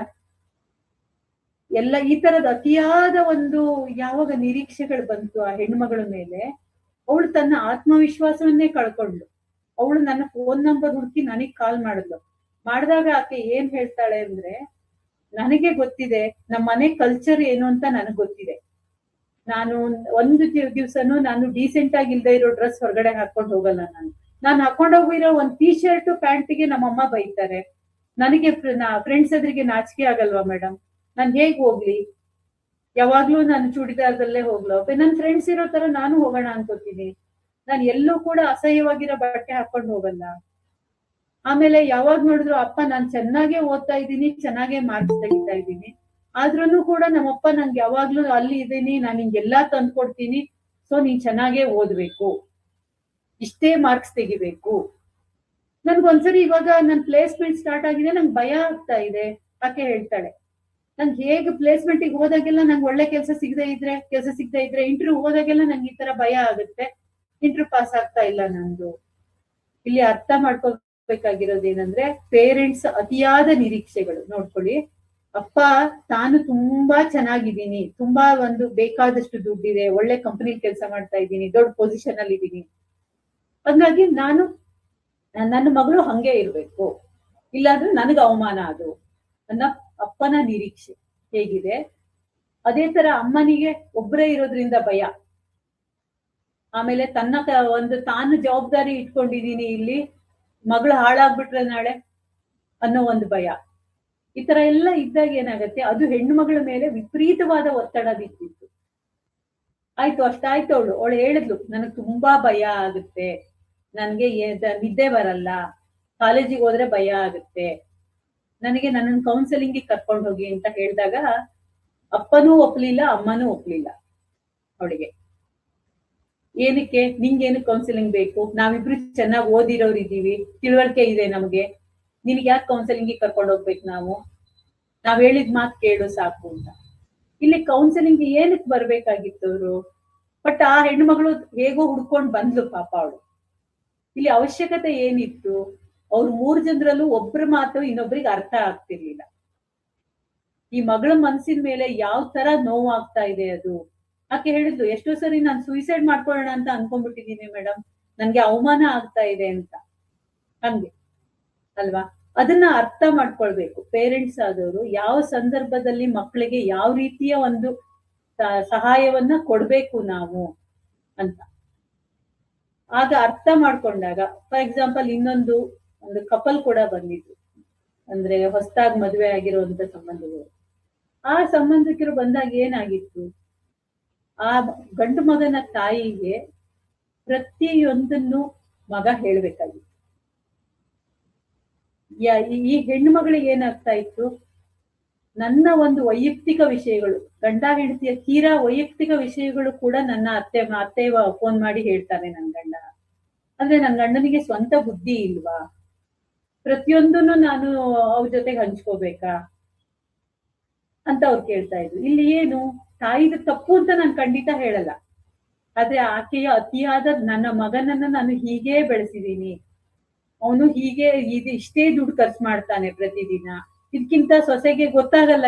ಇವ್ರಿಗೆ ಏನಿರೋದು ಕಾಳಜಿ. ಅದು ಮಕ್ಕಳು ಜಾಸ್ತಿ ದುಡ್ಡು ಖರ್ಚು ಮಾಡ್ಬಿಟ್ರೆ, ಇವತ್ತಿನ ಸಣ್ಣ ಸಂಸಾರ, ಅವ್ರು ಹೊಸದಾಗಿ ನಾಳೆ ದಿನ ಚೆನ್ನಾಗಿ ದುಡ್ಡು ಉಳಿಸ್ಕೋಬೇಕು, ಇಂತಿಷ್ಟೇ ದಿವ್ಸಕ್ಕೆ ಮಕ್ಕಳು ಮಾಡ್ಕೊಬೇಕು, ಮನೆಗೆ ಇಂತಿಷ್ಟೇ ಸಾಮಾನುಗಳನ್ನ ತಗೊಂಡ್ ಬರ್ಬೇಕು, ಈ ತರ ಎಲ್ಲ ಆ ಅತಿಯಾದ ಕಾಳಜಿ. ಅದು ಆ ಅತಿಯಾದ ಕಾಳಜಿ ಏನಾಯ್ತು, ಇನ್ನೊಬ್ಬರಿಗೆ ಹಿಂಸೆ ಆಗ್ತಾ ಬಂತು. ಸೊ ಈ ತರದೆಲ್ಲ ಸಣ್ಣ ಸಣ್ಣ ಸಣ್ಣ ವಿಚಾರಗಳು ಇದು ಎಲ್ಲ ಆಗಿದ್ದು ತಾಯಿಯ ಅತಿಯಾದ ಪ್ರೀತಿ, ಅತಿಯಾದ ಕಾಳಜಿ. ಅದು ತಪ್ಪು ಅಂತಲ್ಲ ನಾನು ಹೇಳ್ತಾ ಇರೋದು, ಅತ್ತೆ ಮಾವನ್ನ ನೋಡ್ಕೊಳ್ಬಾರ್ದು, ಅಪ್ಪ ಅಮ್ಮನ್ ನೋಡ್ಕೊಳ್ಬಾರ್ದು, ಅವೆಲ್ಲ ಅಲ್ಲ. ಇಲ್ಲಿ ಮನಸ್ಸು ಅಂತ ಬಂದಾಗ ಎಲ್ಲಿ ತೊಡಕುಗಳು ಆಗ್ತಾ ಇದೆ, ಯಾಕೆ ಅದು ಹಂಗಾಗ್ತಾ ಇದೆ, ಅದನ್ನ ಒಂದು ಸರ್ತಿ ವಿಚಾರ ಮಾಡೋದು. ಅವಾಗ ಆ ಸಂಬಂಧಗಳು ಯಾವ ತರ ಕಷ್ಟಕ್ಕೆ ಹೋಯ್ತು ಅಂತ ಅಂದ್ರೆ, ನಾನ್ ಹೇಳ್ಬೇಕು ಅಂತ ಅಂದ್ರೆ, ಒಂದು ಹಂತದಲ್ಲಿ ಆ ಸಮಸ್ಯೆ ಸ್ವಲ್ಪ ಜಾಸ್ತಿನೇ ಆಯ್ತು. ಅದು ಜಾಸ್ತಿ ಆದ್ಮೇಲೆ ಅವ್ರು ಏನ್ ಮಾಡಿದ್ರು, ಈ ಗಂಡು ಮಗನ ತಂದೆ ತಾಯಿ ತಮ್ಮ ಸಂಬಂಧಿಕರ ಹತ್ರ ಎಲ್ಲ ಅದನ್ನ ಹೇಳ್ಕೊಂಡು ಆ ಹೆಣ್ಣು ಮಗಳಿಗೆ ಈಗ ನನ್ ಮಗ ಚೆನ್ನಾಗಿದ್ದ, ಅವಳ ಮಾತು ಕೇಳಿ ಕೇಳಿ ಹಾಳಾಗ್ತಿದ್ದಾನೆ ಅಂತ ಎಲ್ಲ ಹೇಳ್ಕೊಂಡಾಗ ಈ ಹೆಣ್ಮಕ್ಳು ಏನೇ ಹೇಳಕ್ ಸ್ಟಾರ್ಟ್ ಮಾಡಿದ್ರು, ನನ್ಗೆ ನಾನ್ ಇಷ್ಟಪಟ್ಟು ಮದುವೆ ಆಗಿರೋ ಹುಡುಗ ಅವನು, ಆದ್ರೆ ನಾನು ನಮ್ಮಿಬ್ರ ಮಧ್ಯದ್ದು ನಮ್ ಮನೆ ವಿಚಾರ ಹೊರಗಡೆ ಬರ್ಬಾರ್ದು ಅಂತ ನಾನು ಎಷ್ಟು ಚೆನ್ನಾಗಿ ಹೊಂದ್ಕೊಂಡು ಹೋಗ್ ನೋಡ್ತಾ ಇದ್ದೀನಿ. ಅವರೇ ಎಲ್ಲ ಹೇಳ್ತಾ ಎಲ್ಲರ ಹತ್ರ ಹೇಳ್ಕೊಂಡು ಹೋಗ್ತಿದ್ದಾರೆ. ಇನ್ ನಾನ್ ಯಾಕೆ ಜೊತೆಗಿರ್ಲಿ ಅಂತ ಕೇಳಿದ್ಲು. ಮಗನಿಗೆ ಇಲ್ಲಿದ್ದ ನಿರೀಕ್ಷೆ ಏನು, ನನ್ನ ಅಪ್ಪ ಅಮ್ಮಂಗ್ ನಾನು ಗೌರವ ಕಡಿಮೆ ಆಗ್ಬಿಡತ್ತೆ, ನಾನು ಅವ್ರಿಗೆ ನೋ ಅಂತ ಹೇಳೋದಕ್ಕೆ ಸಾಧ್ಯ ಇಲ್ಲ. ಅವ್ರು ಹೇಳಿದ್ದನ್ನೆಲ್ಲ ಕೇಳ್ಬೇಕು, ಖಂಡಿತ ಹಿರಿಯರ್ ಹೇಳಿದ್ದನ್ ಕೇಳ್ಬೇಕು, ಗೌರವಿಸ್ಬೇಕು, ಮನೆ ಚೆನ್ನಾಗಿರ್ಬೇಕು, ಇದೆಲ್ಲದು ಖಂಡಿತವಾಗಿ ಹೌದು. ಆದ್ರೆ ಗಂಡು ಮಗನಲ್ಲಿ ಒಂದು ಆತ್ಮವಿಶ್ವಾಸನೇ ಇಲ್ಲದೆ ಇರೋಷ್ಟರ ಮಟ್ಟಿಗೆ ಬೆಳೆಸಿದ್ರೆ ತಂದೆ ತಾಯಿ ಒಂದು ಹಂತಕ್ಕೆ ಬಂದ ಮೇಲೆ ಒಂದು ಸಂಸಾರದ ಜವಾಬ್ದಾರಿ ತಗೊಳ್ಬೇಕಾಗಿರೋ ಸಂದರ್ಭದಲ್ಲಿ ಕೂಡ ಅಪ್ಪ ಅಮ್ಮ ಎಲ್ಲೋ ಇರ್ತಾರೆ, ಬೇಕಾದ್ರೆ ಪ್ರತಿಯೊಂದನ್ನು ಅಪ್ಪ ಅಮ್ಮ ಏನ್ ಹೇಳ್ತಾರೋ ನಾನು ಏನ್ ಮಾಡಿದ್ರೆ ಒಂದು ಸ್ವಂತ ಡಿಸಿಷನ್ ತಗೊಳಕ್ಕೆ ಒಂದು ಸಾಧ್ಯತೆ ಇಲ್ಲದೆ ಇರೋ ಮಟ್ಟಕ್ಕೆ ಅವನನ್ನ ಬೆಳೆಸಿ ಆಗಿರತ್ತವ ಇದು. ಯಾವತ್ತಿದ್ರು ಅಪ್ಪ ಅಮ್ಮಂಗೆ ಏನ್ ಬೇಕು, ನನ್ನ ಮಕ್ಕಳು ನಾಳೆ ದಿನ ಬೇಕಾಗಿರೋದೇನು, ಮಗನ ಸಂಸಾರ ಚೆನ್ನಾಗಿರೋದು ಅಲ್ವಾ?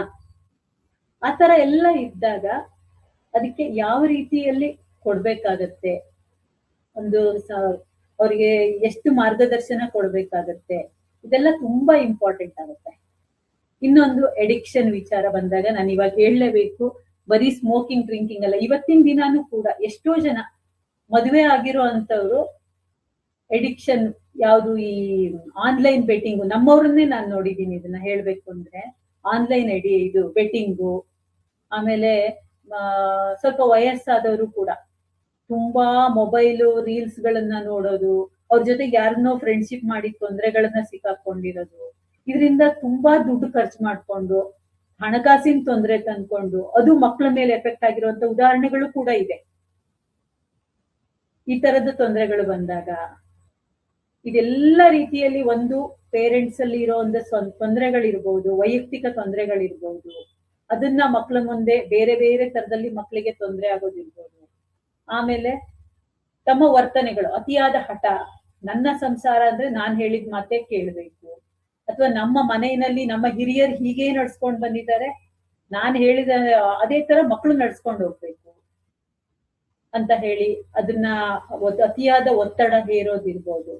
ಈ ತರ ಎಲ್ಲ ವಿಚಾರಗಳು ಮಕ್ಕಳಲ್ಲಿ ಸಾಕಷ್ಟು ಸಮಸ್ಯೆಗಳನ್ನ ತಂದೊಡ್ಡುತ್ತೆ. ಹಾಗಾದ್ರೆ ಅದಕ್ಕೆ ಏನ್ ಮಾಡ್ಬೋದು?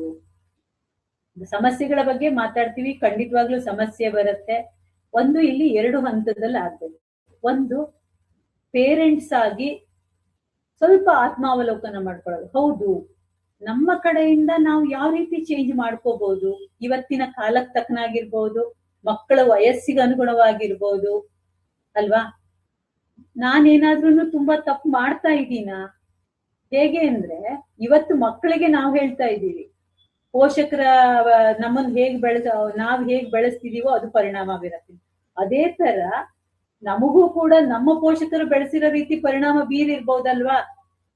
ಅತಿಯಾಗಿ ಸ್ಟ್ರಿಕ್ಟ್ ಆಗಿರೋ ಪೇರೆಂಟ್ಸು ಅಲ್ವಾ, ಏನೇನೋ ಪೇರೆಂಟ್ಸ್ ತೊಂದರೆಗಳಿಂದ ನಾವು ಕಲ್ತಿದೀವಿ, ಅದನ್ನೇ ಗೊತ್ತಿಲ್ಲದೆ ನಮ್ಮ ಮಕ್ಕಳಿಗೆ ಹೇರ್ತಾ ಇರ್ತೀವಿ ನಾವು. ನಾನ್ ಕಷ್ಟಪಟ್ಟು ಬೆಳೆದಿದ್ದೀನಲ್ವಾ ಅವಾಗ, ಅದಕ್ಕೆ ನಾನಿವಾಗ ಚೆನ್ನಾಗಿದ್ದೀನಿ ಅಂದಾಗ ನೀನು ಹಂಗೆ ಬೆಳಿಬೇಕು, ದುಡ್ಡು ಖರ್ಚು ಮಾಡಬಾರ್ದು. ಅವತ್ತಿನ ದಿನದ ಪರಿಸ್ಥಿತಿ ಹೆಂಗಿತ್ತು, ಅದೇ ತರ ನೀನ್ ಇವತ್ತು ಹಿಂಗೆ ಮಾಡ್ಬೇಕು, ನೀನ್ ಇಷ್ಟು ಗಂಟೆ ಕಾಲ ಓದಿದ್ರೆ ಮಾತ್ರನೇ ನೀನ್ ಪಾಸ್ ಆಗೋದು. ಕೆಲವರು ಹಳೆ ಕಾಲದ ದೊಡ್ಡ ದೊಡ್ಡ ಹುದ್ದೆಯಲ್ಲಿರೋರು, ಪ್ರೊಫೆಸರ್ಸ್, ಖಂಡಿತ ಅದು ತಪ್ಪು ಅಂತ ನಾನು ಹೇಳ್ತಿರೋದಲ್ಲ, ಅವರೆಲ್ಲ ಹೇಳಿರ್ತಾರೆ, ಒಂದ್ ಮಾರ್ಗದರ್ಶನ ತುಂಬಾ ಚೆನ್ನಾಗಿ ಕೊಡ್ತಾರೆ. ನೀವ್ ಇಷ್ಟು ಗಂಟೆಯಿಂದ ಎದ್ದು ಇಷ್ಟು ಗಂಟೆಗೆ ಓದು, ಇಷ್ಟು ಗಂಟೆ ನೀನ್ ಓದ್ಲಿಲ್ಲ ಅಂದ್ರೆ ನೀನು ಒಳ್ಳೇದಲ್ಲ, ಒಂದು ಡಿಸಿಪ್ಲಿನ್ ಇರ್ಬೇಕು ಜೀವನದಲ್ಲಿ ಅಂತ ಹೇಳ್ಕೊಡ್ತಾರೆ. ಅದನ್ನ ನಾನ್ ಅವತ್ ಹಂಗ್ ಕಲ್ತಿದ್ದೀನಲ್ಲ ನನ್ನ ಅಪ್ಪ ಅಮ್ಮನ ಜೊತೆಗೆ, ಇವತ್ ನನ್ ಮಕ್ಳಿಗೂ ನಾನು ಅದನ್ನೇ ಬೆಳೆಸ್ತೀನಿ ಅಂತ ನೀವು ಹೋಗ್ತೀರಿ. ಅವಾಗ ಏನಾಗುತ್ತೆ ಅಂತ ಅಂದ್ರೆ, ನೀವು ಮಾಡ್ತಾ ಇರಲ್ಲ, ಎಷ್ಟೋ ವಿಚಾರಗಳು ಅವತ್ ಮಾಡಿದ್ದಷ್ಟು ಮಾಡ್ತಾ ಇರ್ತೀರಾ? ಖಂಡಿತ ಇಲ್ಲ. ಯಾವ ತರದಲ್ಲಿ ಹೇಳ್ಬೋದು ಅಂತ ಅಂದ್ರೆ, ಮೊಬೈಲ್ ನೋಡೋದಿರ್ಬೋದು, ನಾವು ಮೊಬೈಲ್ ನೋಡ್ತಾ ರೀಲ್ಸ್ ನೋಡ್ತಾ ಇದೆಲ್ಲ ಮಾಡ್ತಾ ಕುತ್ಕೊಂಡು ಮಕ್ಕಳ ಹತ್ರ ಓದು ಅಂತ ಹೇಳೋದು ಅಲ್ವಾ? ಇದೆಲ್ಲ ಮಾಡಿದಾಗ ಮಕ್ಕಳು ಏನ್ ಕಲಿತಾರೆ? ಸೊ ಯಾವ ತರ ಮೊದಲನೇದಾಗಿ ಪೇರೆಂಟ್ಸ್ ತಮ್ಮನ್ನ ತಾವು ಅರ್ಥ ಮಾಡ್ಕೋಬಹುದು, ಅಥವಾ ಸರಿಯಾದ ಸಂದರ್ಭದಲ್ಲಿ ಹೌದು ಇದು ಹೇಗೆ ನಾವು ಇದನ್ನ ಬೇರೆಯವ್ರ ಜೊತೆಗೆ ಡಿಸ್ಕಸ್ ಮಾಡಿ ಸರಿ ಮಾಡ್ಕೊಳ್ಬಹುದು ಅನ್ನೋದ್ರ ಕಡೆ ಯೋಚನೆ ಮಾಡೋದು. ಇನ್ನೊಂದು ಬಂದು ಮಕ್ಕಳಿಗೆ ಎಲ್ಲ ರೀತಿಯ ಸಮಸ್ಯೆಗಳಿದೆಯಲ್ಲ, ಇವೆಲ್ಲ ಸಮಸ್ಯೆಗಳು ನಾನು ಹೇಳದ್ನಲ್ಲ, ಇದೆಲ್ಲ ಇದ್ದಾಗ ಯಾವ್ಯಾವ ತರದಲ್ಲಿ ನಾವು ಅವರಿಗೆ ಒಂದು ಮಾನಸಿಕವಾಗಿ ಅವ್ರನ್ನ ಗಟ್ಟಿ ಮಾಡ್ಬೇಕು. ಸಮಸ್ಯೆಗಳಲ್ಲಿ ನಿನ್ಗೆ ಇಷ್ಟೊಂದು ಸಮಸ್ಯೆಯಲ್ಲಿ ಇರೋದ್ರಲ್ಲಿ ನಿನ್ ಜೊತೆಗಿದೀಯಾ, ನಿನ್ಗೆ ಏನ್ ಕಷ್ಟ ಆಗ್ತಿದೆ, ನಾವು ಜೊತೆಗಿರ್ತೀವಿ. ಅವ್ರಿಗೆ ಹೇಗೆ ಅಂದ್ರೆ ಎಷ್ಟು ಎಲ್ಲಿ ಏನೇ ಕಷ್ಟ ಬರ್ಲಿ ಅದನ್ನ ಮನೆಗೆ ಬಂದು ಅಪ್ಪ ಅಮ್ಮನ ಹತ್ರ ಧೈರ್ಯವಾಗಿ ಅವರು ಶೇರ್ ಮಾಡ್ಕೊಳ್ಳುವಂತ ವಾತಾವರಣವನ್ನ ನಾವು ಕೊಡ್ಬೇಕು ಮಕ್ಕಳಿಗೆ. ಸುಮ್ನೆ ಎಲ್ಲದಕ್ಕೂ ದೊಡ್ಡ ಹಠ ಮಾಡ್ತೀನಿ ನೀನು, ನಿನ್ನ ಎಲ್ಲರ ಮನೆ ಮಕ್ಕಳು ಚೆನ್ನಾಗಿರಲ್ವಾ, ನಿಂದೇನ್ ಹಠ, ಆ ತರ ಹೇಳೋದು. ಈ ತರದನ್ನೆಲ್ಲ ಮಾಡ್ದೇನೆ ನಿನಗೆ ಆ ಮಗು ಅನಿಸ್ಬೇಕು, ಓ ನನ್ನ ಭಾವನೆನೂ ಕೇಳೋರಿದ್ದಾರೆ, ನನ್ನ ಮಾತನ್ನು ಕೇಳೋರಿದ್ದಾರೆ ಅಂತ ಹೇಳಿ ಅನಿಸ್ಬೇಕು. ಆ ಒಂದು ವಾತಾವರಣವನ್ನ ಕೊಡ್ಬೇಕು. ಇನ್ನು ಇನ್ನು ಇದಾದಾಗ ಮನೆಯಲ್ಲೇ ಸಾಕಷ್ಟು ಸಮಸ್ಯೆಗಳನ್ನ ಪರಿಹಾರ ಮಾಡ್ಕೊಳಕ್ಕಾದಾಗ ಖಂಡಿತ ಮಾಡ್ಕೊಳ್ಬಹುದು. ಇಲ್ಲ ಅಂತ ಆದಾಗ ಕೌನ್ಸಲಿಂಗ್ ಸಪೋರ್ಟ್. ನಿನ್ನೆ ರವಾನಂದ ಹೆಗಡೆ ಅವ್ರು ನನ್ನ ಹತ್ರ ಮಾತಾಡ್ಬೇಕಾದ್ರೆ ಹೇಳಿದ್ರು, ಯಾವ್ದೋ ಒಬ್ರಿಗೆ ನಾನು ಹೇಳ್ತಾ ಇದ್ದೆ, ನಮ್ಗೆ ಹುಚ್ಚಿಡ್ದಿದ್ಯಾ ಕೌನ್ಸಲಿಂಗ್ ಹೋಗಕ್ಕೆ ಅಂತ ಕೇಳಿದ್ರು ಅಂತ ಹೇಳಿದ್ರು. ಕೌನ್ಸಲಿಂಗ್ ಅನ್ನೋದು ಈಗ ನಾನು ಹೇಳಿದ ಹಾಗೆ ಕೌನ್ಸಲಿಂಗ್ ಅಂದ್ರೆ ಏನು ಆಕ್ಚುಲಿ, ಈಗ ನಮ್ಮ ದೇಹಕ್ಕೆ ಕಾಯಿಲೆ ಬರುತ್ತೆ ಅಲ್ವಾ, ಸಣ್ಣದು ಶೀತ ಜ್ವರ ಬರುತ್ತೆ. ಶೀತ ಜ್ವರ ಬಂದಾಗ ನೀವೇನ್ ಮಾಡ್ತೀರಿ, ನಮ್ ದೇಹ ತಡ್ಕೊಳುತ್ತೆ ಅಲ್ವಾ. ಅದಕ್ಕಿಂತ ಸ್ವಲ್ಪ ಜಾಸ್ತಿ ಆಯ್ತು, ಅದು ಒಂದ್ ವಾರ, ನೀವು 15 ದಿವಸ 2 ತಿಂಗಳು ಆ ಶೀತ ಆಗ್ತಾನೆ ಇದೆ, ಅದಕ್ಕಿನ್ನೊಂದ್ ಸ್ವಲ್ಪ ಮತ್ತೊಂದಿಷ್ಟು ಅಲ್ಲಿ ಇಲ್ಲಿ ಓಡಾಡ್ಕೊಂಡ್ ಬಂದ್ರಿ, ಅದಕ್ಕೇನೋ ಒಂದಿಷ್ಟು ಕರ್ದಿದ್ ತಿಂದ್ರಿ, ಇನ್ನೇನೇನೋ ಮಾಡಿದ್ರಿ, ಎಲ್ಲ ಮಾಡಿದಾಗ ನಿಮ್ ಕಾಯಿಲೆ ಏನಾಗುತ್ತೆ, ಜಾಸ್ತಿ ಆಗುತ್ತೆ ಅಲ್ವಾ. ಇನ್ನೂ ಅವಾಗ್ಲೂ ನೀವೇನು ತಲೆ ಕೆಡ್ಸೋತಿಲ್ಲ, ನಾನ್ ಗಟ್ಟಿಯಾಗಿರೋರು ಯಾವಾಗ್ಲೂನು ಅಂತ ಹೇಳಿ ಯೋಚನೆ ಮಾಡಿ ಇನ್ನೊಂದ್ ಸ್ವಲ್ಪ ಬಿಟ್ರೆ ಏನಾಗುತ್ತೆ, ಇನ್ನೂ ಜಾಸ್ತಿ ಟ್ರೀಟ್ಮೆಂಟ್ ಬೇಕಾಗುತ್ತೆ. ಸೊ ನಿಮ್ಗೆ ಗೊತ್ತಿರತ್ತೆ ನಮ್ಮ ದೇಹಕ್ಕೆ ಎಷ್ಟು ತಡ್ಕೊಳ್ಳೋ ಶಕ್ತಿ ಇದೆ. ಅದಕ್ಕಿಂತ ಜಾಸ್ತಿ ಹೋದಾಗ ಎಲ್ಲಿ ನಮ್ಗೆ ಒಂದು ಡಾಕ್ಟರ್ ಹತ್ರ ಹೋಗ್ಬೇಕು, ಅಲ್ಲಿಗೂ ಸ್ವಲ್ಪ ಕಡಿಮೆ ಆಗ್ತಿಲ್ಲ ಅಂದ್ರೆ ಇನ್ನೂ ಜಾಸ್ತಿ ಯಾವ ತರ ಟ್ರೀಟ್ಮೆಂಟ್ ತಗೊಳ್ಬೇಕು ಅನ್ನೋದು ಗೊತ್ತಿಲ್ಲ. ಅದೇ ತರ ಜೀವನದಲ್ಲಿ ಮನೆಯಲ್ಲಿ ಮನಸ್ಸು ಅನ್ನೋದು ಕೂಡ ಒಂದು ಭಾಗ. ನಮ್ಮ ಮನಸ್ಸಿಗೆ ಸಣ್ಣ ಪುಟ್ಟ ನೋವುಗಳಾದಾಗ ದಟ್ಸ್ ಓಕೆ, ಎಲ್ಲರಿಗೂ ಆಗತ್ತೆ. ಈಗ ಹೇಳ್ದಂಗೆ ಮನುಷ್ಯ ಅಂದ್ಮೇಲೆ ಸಮಸ್ಯೆಗಳು ಬರುತ್ತೆ, ಕಷ್ಟಗಳು ಬರುತ್ತೆ, ಆಯ್ತು. ಅದು ನಮ್ಗೆ ಎಷ್ಟು ಸಹಿಸ್ಕೊಳ್ಳೋ ಶಕ್ತಿ ಇದೆ. ಸಣ್ಣ ಪುಟ್ಟ ಜಗಳಗಳು ಬರ್ತಿದೆ ಮನೆಯಲ್ಲಿ. ಇವತ್ತಿನ ಕಾಲ ಹಳೆ ಕಾಲದ ತರ ಅಲ್ಲ. ನಾವು ಮೊದ್ಲು ಎಷ್ಟು ಪೂಜೆ ಪುನಸ್ಕಾರಗಳಿರ್ಬೋದು, ಸಾಕಷ್ಟು ಒಂದು ವಿಚಾರಗಳನ್ನ ಕಲಿಯೋದು ಇರ್ಬೋದು, ಮನೆಯಲ್ಲಿ ಹಿರಿಯವ್ರು ಹೇಳ್ಕೊಡೋದಿರ್ಬೋದು, ಪ್ರಾರ್ಥನೆಗಳಿರ್ಬೋದು, ಅವೆಲ್ಲ ಕಲಿತಾ ಇದ್ದಿದ್ವಿ. ಒಂದು ವಾತಾವರಣದಲ್ಲಿ ಬೆಳೆದಿರ್ತಿದ್ವಿ, ನಮ್ಗೊಂದು ಮಾನಸಿಕ ಭದ್ರತೆ ಅನ್ನೋದು ಇರ್ತಾ ಇತ್ತು ಅವಾಗ. ಇವತ್ ಹಂಗಿಲ್ಲ. ಬರೀ ಮನೆ ಪೋಷಕರ ವಿಚಾರ ನಾನು ಹೇಳ್ದೆ, ಪೋಷಕರ ವಿಚಾರ ಒಂದೇ ಅಲ್ಲ, ಮಕ್ಕಳಿಗೆ ಒಂದು ಸೋಷಿಯಲ್ ಮೀಡಿಯಾ ಇನ್ಫ್ಲೂಯೆನ್ಸ್ ಇರ್ಬೋದು, ಪೇರೆಂಟ್ಸಿಗೂ ಅಷ್ಟೇ ವರ್ಕ್ ಪ್ಲೇಸಿನ ಪ್ರೆಷರ್ ಇರ್ಬೋದು, ಅಲ್ಲಿ ಅವ್ರ ಜೊತೆಗೆ ಹೊಂದ್ಕೊಳ್ಳೋದಿರ್ಬೋದು, ಅಲ್ಲಿ ಬೇರೆ ಬೇರೆ ಬೇರೆ ವ್ಯಕ್ತಿಗಳಿಂದ ನಮಗೆ ಅವಮಾನಗಳಾಗತ್ತೆ, ಇನ್ಫ್ಲೂಯೆನ್ಸ್. ಅದು ಅಯ್ಯೋ ಅವ್ರ ಹತ್ರ ಇದೆ ನಮ್ಮ ಹತ್ರ ಇಲ್ಲ, ನಾನು ಇಷ್ಟೇ ದುಡಿತಾ ಇದ್ದೀನಿ, ನನ್ನ ಫ್ರೆಂಡು ಇಷ್ಟೇ ದುಡಿತಾ ಇದ್ದಾರೆ, ಆದ್ರೆ ಅವ್ರು ಸುಖವಾಗಿ ಬದುಕ್ತಿದ್ದಾರೆ, ನಮ್ಮ ಮನೇಲಿ ನಂಗೆ 1000 ಸಮಸ್ಯೆ ಇದೆ, ಈ ತರ ಎಲ್ಲ ಇರತ್ತೆ. ಇದೆಲ್ಲ ಇದ್ದಾಗ ಏನಾಗುತ್ತೆ, ಮನಸ್ಸಿಗೂ ಕೂಡ ಒಂದು ಹಂತದಲ್ಲಿ ಒಂದ್ ಸಣ್ಣ ಶೀತ ಜ್ವರ ಬಂದಂಗೆ ಸಾಕು, ಏನೋ ಒಂಚೂರು ಸರಿ ಆಗ್ತು ಹೋಯ್ತು. ಇಲ್ಲ ಆ ಶೀತ ಜ್ವರಕ್ಕೆ ಇನ್ನೊಂದ್ ಸ್ವಲ್ಪ ಮನಸ್ಸಿಗೆ ಆ ಕಡೆಯಿಂದ ಈ ಕಡೆಯಿಂದ ಏನೋ ಬರ್ತಾ ಬಂತು. ನಾನು ಏನ್ ಹೇಳ್ದೆ, ಕರ್ದಿದ್ ತಿಂಡಿ ತಿಂದ್ರಿ, ಇನ್ನೇನೋ ಆ ಕೆಟ್ಟ ಫುಡ್ ಬಂತು, ಅಥವಾ ಮಳೆ ಜಾಸ್ತಿ ಆಯ್ತು, ಚಳಿ ಜಾಸ್ತಿ ಆಯ್ತು, ಕಫ ಜಾಸ್ತಿ ಆಯ್ತು, ಲಂಗ್ಸ್ ಕಟ್ತು. ಅದೇ ತರ ನಮ್ ಮನಸ್ಸಿಗೂ ಆಗ್ತಾ ಹೋಗುತ್ತೆ, ಜಾಸ್ತಿ ಆಗುತ್ತೆ. ಅವಾಗ ಏನಾಗುತ್ತೆ, ಏನ್ ಮಾಡ್ಬೇಕು ಅಂತ ಗೊತ್ತಾಗಲ್ಲ. ಯಾರತ್ರ ಹೇಳ್ಕೊತೀರಿ, ಅವ್ರೇನೋ ಆಡ್ಕೊಂಡ್ ನಗಾಡೋರು ಇರ್ತಾರೆ ನಮ್ಮ ಹತ್ರ. ಏನ್ ಇಷ್ಟ ಸಣ್ಣದನ್ನು ನಿನ್ನ ಹತ್ರ ಕೇಳಕ್ ಆಗಲ್ವಾ, ಇಷ್ಟನ್ ತಡ್ಕೊಳಕ್ ಆಗಲ್ವಾ ನಿಮ್ಗೆ ಅಂತ ಹೇಳೋರು ಇರ್ತಾರಲ್ವಾ. ಸೊ ಆವಾಗ ನೀವ್ ಏನ್ ಮಾಡ್ಬೇಕಾಗುತ್ತೆ, ನನ್ ಮಕ್ಳು ಮಾತ್ ಕೇಳ್ತಿಲ್ಲ, ಎಷ್ಟೋ ಸರಿ ಹೇಳ್ಕೊಳಕ್ ಅವಮಾನ ನಿಮ್ಗೆ ಬೇರೆಯವ್ರ ಹತ್ರ. ಮನೆ ಸಮಸ್ಯೆಗಳು ಅಷ್ಟು ಸುಲಭನಾ? ಈಗ ದೇಹದ ಸಮಸ್ಯೆ ಆದ್ರೆ ಹೇಳ್ಕೊಂಡ್ ಬಿಡ್ತೀರಾ, ಮನಸ್ಸಿನ ಸಮಸ್ಯೆ ಅನ್ಕೂಡ್ಲೆ ಅದ್ ಯಾವ್ದೋ ಅವಮಾನ ಅನ್ನೋ ಅಂತಕ್ ಯಾಕೆ ಹೋಗ್ಬೇಕು ನಾವು? ಸೊ ಎಲ್ಲಿ ಇನ್ನೊಂದ್ ಸ್ವಲ್ಪ ಜಾಸ್ತಿ ಆದ್ರೆ ಏನಾಗುತ್ತೆ, ನಾನು ಯಾಕೆ ಬದುಕಿರ್ಬೇಕು, ಆ ಪದಗಳು ಬರಕ್ ಸ್ಟಾರ್ಟ್ ಆಗೋದು ಯಾವಾಗ ಅಲ್ವಾ? ಮಕ್ಕಳು ಅದನ್ನೇ ಕಲಿತಾ ಇರ್ತಾರೆ. ಹಂತ ಹಂತವಾಗಿ ಇದು ಕೂಡ ನಮ್ಗೆ ತೊಂದರೆಗಳನ್ನ ಕೊಡ್ತಾ ಹೋಗುತ್ತೆ. ನೀವು ಸಾಕಷ್ಟು, ನಾನೀಗಾಗ್ಲೇ ಗೊತ್ತು ನನ್ಗೆ, ಸಾಕಷ್ಟು ಪರಿಣಿತರು ನಿಮ್ಗೆ ಮಾತಾಡಿದ್ದಾರೆ. ಒಂದು ಮನಸ್ಸಿನ ವೇದನೆ ಅನ್ನೋದು ಹೇಗೆ ದೈಹಿಕ ಕಾಯಿಲೆಯಾಗಿ ಬದಲಾವಣೆ ಹೊಂದುತ್ತೆ ಅನ್ನೋದ್ರು ಕೂಡ ಎಲ್ಲರೂ ಹೇಳಿರ್ತಾರೆ ಈಗಾಗ್ಲೇ. ನಮ್ಮ ಮನಸ್ಸಿನ ನೋವು ಜಾಸ್ತಿ ಆದಷ್ಟು ಏನಾಗ್ತಾ ಹೋಗುತ್ತೆ, ದೈಹಿಕ ಕಾಯಿಲೆಗಳಾಗಿ ಬದಲಾಗ್ತಾ ಹೋಗುತ್ತೆ. ಆಗ ಆಬ್ವಿಯಸ್ಲಿ ಹಣಕಾಸಿನ ತೊಂದರೆಗಳಿರ್ಬೋದು, ಸಂಬಂಧಗಳ ತೊಂದರೆಗಳಿರ್ಬೋದು, ಇವೆಲ್ಲ ಬರ್ತಾ ಹೋಗುತ್ತೆ. ಸೊ ಒಂದು ಕೌನ್ಸೆಲಿಂಗ್ ಅನ್ನೋದು ಏನು ಇಲ್ಲಿ? ಹಂಗಾದ್ರೆ ನಮ್ಮ ಸಮಸ್ಯೆಗಳನ್ನ ನಾವು ಮನೆಯಲ್ಲೇ ಹೇಳ್ಕೊಂಡಿಟ್ಟಾಗ ಅಥವಾ ನಮ್ಮ ಸಂಬಂಧಿಕರ ಹತ್ರ ನಾವು ಹೇಳ್ಕೊಂಡಿಟ್ಟಾಗ ಏನಾಗುತ್ತೆ, ಅವ್ರು ನಂಗೆ ಗೊತ್ತಿರೋದನ್ನ ಅವ್ರು ಏನೋ ಬುದ್ಧಿ ಹೇಳ್ತಿದ್ದಾರೆ ಅನ್ಸುತ್ತೆ, ಅಥವಾ ನಮ್ 2 ಜನರ ಮಧ್ಯೆ ಅವ್ರಿಗೆ ಪರವಾಗಿ ಮಾತಾಡ್ತಿದ್ದಾರೆ ಅನ್ಸುತ್ತೆ. ತುಂಬಾ ಕೋಪ ಬಂದಾಗ ಹೇಳಿದ ಅರ್ಥ ಮಾಡ್ಕೊಳಕ್ಕೆ ಆಗಲ್ಲ. ಇದೆಲ್ಲ ಇದ್ದಾಗ ಪರಿಣಿತರ ಹತ್ರ ಹೋಗಿ ಮಾತಾಡಿದಾಗ, ಸೈಕಿಯಾಟ್ರಿ ಬೇರೆ, ನಾನು ಹೇಳ್ತೀನಿ, ಮನೋಕಾಯಿಲೆಗಳು ಬೇರೆ, ಸಮಸ್ಯೆಗಳು ಬೇರೆ. ಕಾಯಿಲೆಗಳು ಜಾಸ್ತಿ ಆದಾಗ ನಿಮ್ಗೆ ಮಾತ್ರೆಗಳು ಬೇಕಾಗುತ್ತೆ, ಅದಲ್ಲ. ಮಕ್ಕಳಿಗೆ ಕೌನ್ಸೆಲಿಂಗ್ ಅಂದ್ರೆ ಯಾವತ್ತು ಗೈಡೆನ್ಸ್ ಅಂತ ನಾವ್ ಹೇಳ್ತೀವಿ. ಇಲ್ಲ ಅಂತ ಅಂದ್ರೆ ಒಂದು ಸಂಬಂಧಗಳಿಗಿರ್ಬೋದು, ಒಂದು ನುರಿತ, ಈಗ ನಾನು ಬಂದು ಕೂತಿರ್ತೀನಿ, ನಾನು ಯಾವುದೇ ಒಂದು ಕೌನ್ಸಿಲರ್ ಇರ್ಬೋದು, ಸೈಕಾಲಜಿಸ್ಟ್ ಇರ್ಬೋದು, ಕೂತಾಗ ಇಬ್ರು ಮನಸ್ಸಿನಲ್ಲಿ ಏನಿದೆ ನನಗಿಬ್ರು ಗೊತ್ತಿಲ್ಲ, ಥರ್ಡ್ ಪರ್ಸನ್ಸ್ ಅಲ್ವಾ? ಅವ್ರ ಮನಸ್ಸಿನಲ್ಲಿ ಇದೆ, ಅಪ್ಪ ಅಮ್ಮ ಇರ್ಬೋದು, ಅತ್ತೆ ಮಾವ ಇರ್ಬೋದು, ಅವರ ಭಾವನೆನೇ ಬೇರೆ ಇರುತ್ತೆ, ಇವರ ಭಾವನೆನೇ ಬೇರೆ ಇರುತ್ತೆ ಅಲ್ವಾ? ಅವರ ಮನಸ್ಸಿನಲ್ಲಿ ಯಾಕೆ ಆತರ ಮಾತಾಡ್ತಾ ಇದ್ದಾರೆ, ಎದುರುಗಡೆ ಮಾತಾಡ್ತಾ ಇರೋದು ಬೇರೆ ಇರುತ್ತೆ, ಮನಸ್ಸಿನ ನೋವು ಬೇರೆ ಇರುತ್ತೆ. ಈಗ ನಾವು ಕೋಪ ತೋರಿಸ್ತಾ ಇರ್ತೀವಿ ಎಷ್ಟೋ ಕಡೆಗೆ, ಮಕ್ಕಳೇ ಇರ್ಬೋದು, ತಾಯಂದಿರೇ ಇರ್ಬೋದು, ತಂದೆಯರೇ ಇರ್ಬೋದು, ಎದುರುಗಡೆ ಬರ್ತಾ ಇರೋ ಕೋಪ ಬೇರೆ. ಆ ಕೋಪದ ಹಿಂದಿರೋದೇನು? ಯಾವುದೋ ಒಂದು ಅವಮಾನ ಇರುತ್ತೆ, ಯಾವುದೋ ಒಂದು ನೋವು ಇರುತ್ತೆ ಅಲ್ವಾ? ಆ ನೋವಿನ ಕಾರಣ ಕೋಪ ಹೊರಗಡೆ ಬರ್ತಾ ಇರುತ್ತೆ, ವರ್ತನೆ, ಹೊಡೆಯೋದು ಬಡಿಯೋದು ಅವೆಲ್ಲ ಎದುರುಗಡೆ ತೋರಿಸೋ ವಿಚಾರಗಳು. ಆದ್ರೆ ಒಳಗಡೆ ಇರೋ ಭಾವನೆನೇ ಬೇರೆ. ಆ ಭಾವನೆಗೆ ಔಷಧಿ ಸಿಕ್ಕದೆ ಇದ್ರೆ ನಿಮ್ಮ ಕೋಪ ಒಂದಿನ ತಣ್ಣಗಾಗುತ್ತೆ, ಹಠ ಒಂದಿನ ತಣ್ಣಗಾಗುತ್ತೆ, ಕಣ್ಣಲ್ಲಿ ನೀರ್ ಬರ್ತಾ ಇರುತ್ತೆ, ಒಂದಿನ ತಣ್ಣಗಾಗುತ್ತೆ ಅಲ್ವಾ? ಸೊ ಯಾರು ಕೂಡ ಕೌನ್ಸೆಲಿಂಗ್ ಅಂತ ಅಂದಾಗ ಅದನ್ನ ತಪ್ಪು ಅರ್ಥದಲ್ಲಿ ತಗೊಳ್ಳೋದ್ ಬೇಡ ಖಂಡಿತವಾಗ್ಲು. ಅದು ನನ್ನ ಒಂದು, ಈಗ ಅತ್ತೆ ಮಾವ ಇರ್ಬೋದು, ಮೊನ್ನೆ ಒಂದ್ ಯಾರೋ ಒಬ್ರು ಒಂದು ಎಕ್ಸಾಂಪಲ್ ಹೇಳ್ತಾ ಇತ್ತು, ಅತ್ತೆ ಹೊಸದಾಗಷ್ಟೇ ಮದುವೆ ಆಗಿದ್ದಾರೆ, ಅವ್ರು ಬೆಂಗಳೂರಿನಲ್ಲಿದ್ದಾರೆ, ತಾಯಿ ಒಬ್ರೇ ಊರಲ್ಲಿದ್ದಾರೆ. ಅವ್ರು ಇವಾಗ ಬೆಂಗಳೂರಿಗೆ ಬರ್ಬೇಕು ಅಂತ ತಾಯಿ ಆಸೆ ಪಡ್ತಿದ್ದಾರೆ, ಆದ್ರೆ ಮಗ ಸೊಸೆ ಇಬ್ರು ಬ್ಯುಸಿ ಇದಾರಂತೆ, ಕರಿಯಕ್ ಆಗ್ತಿಲ್ಲ.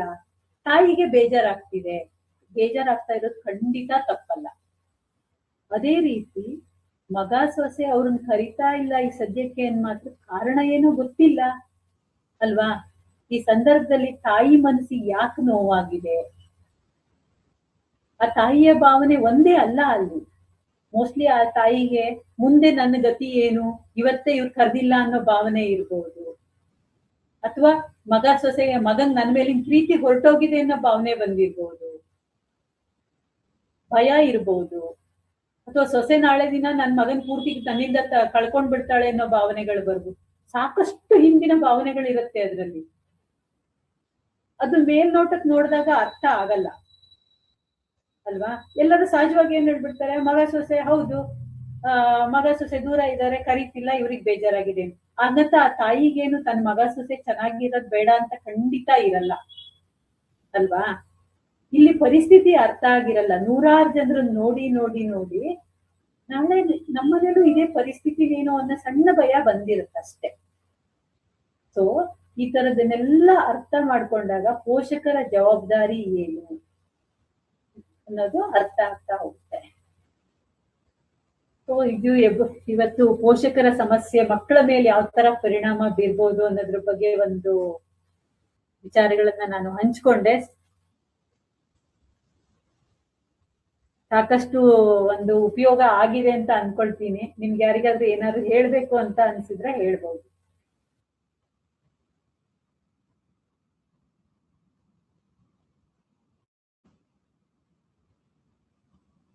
ಧನ್ಯವಾದ.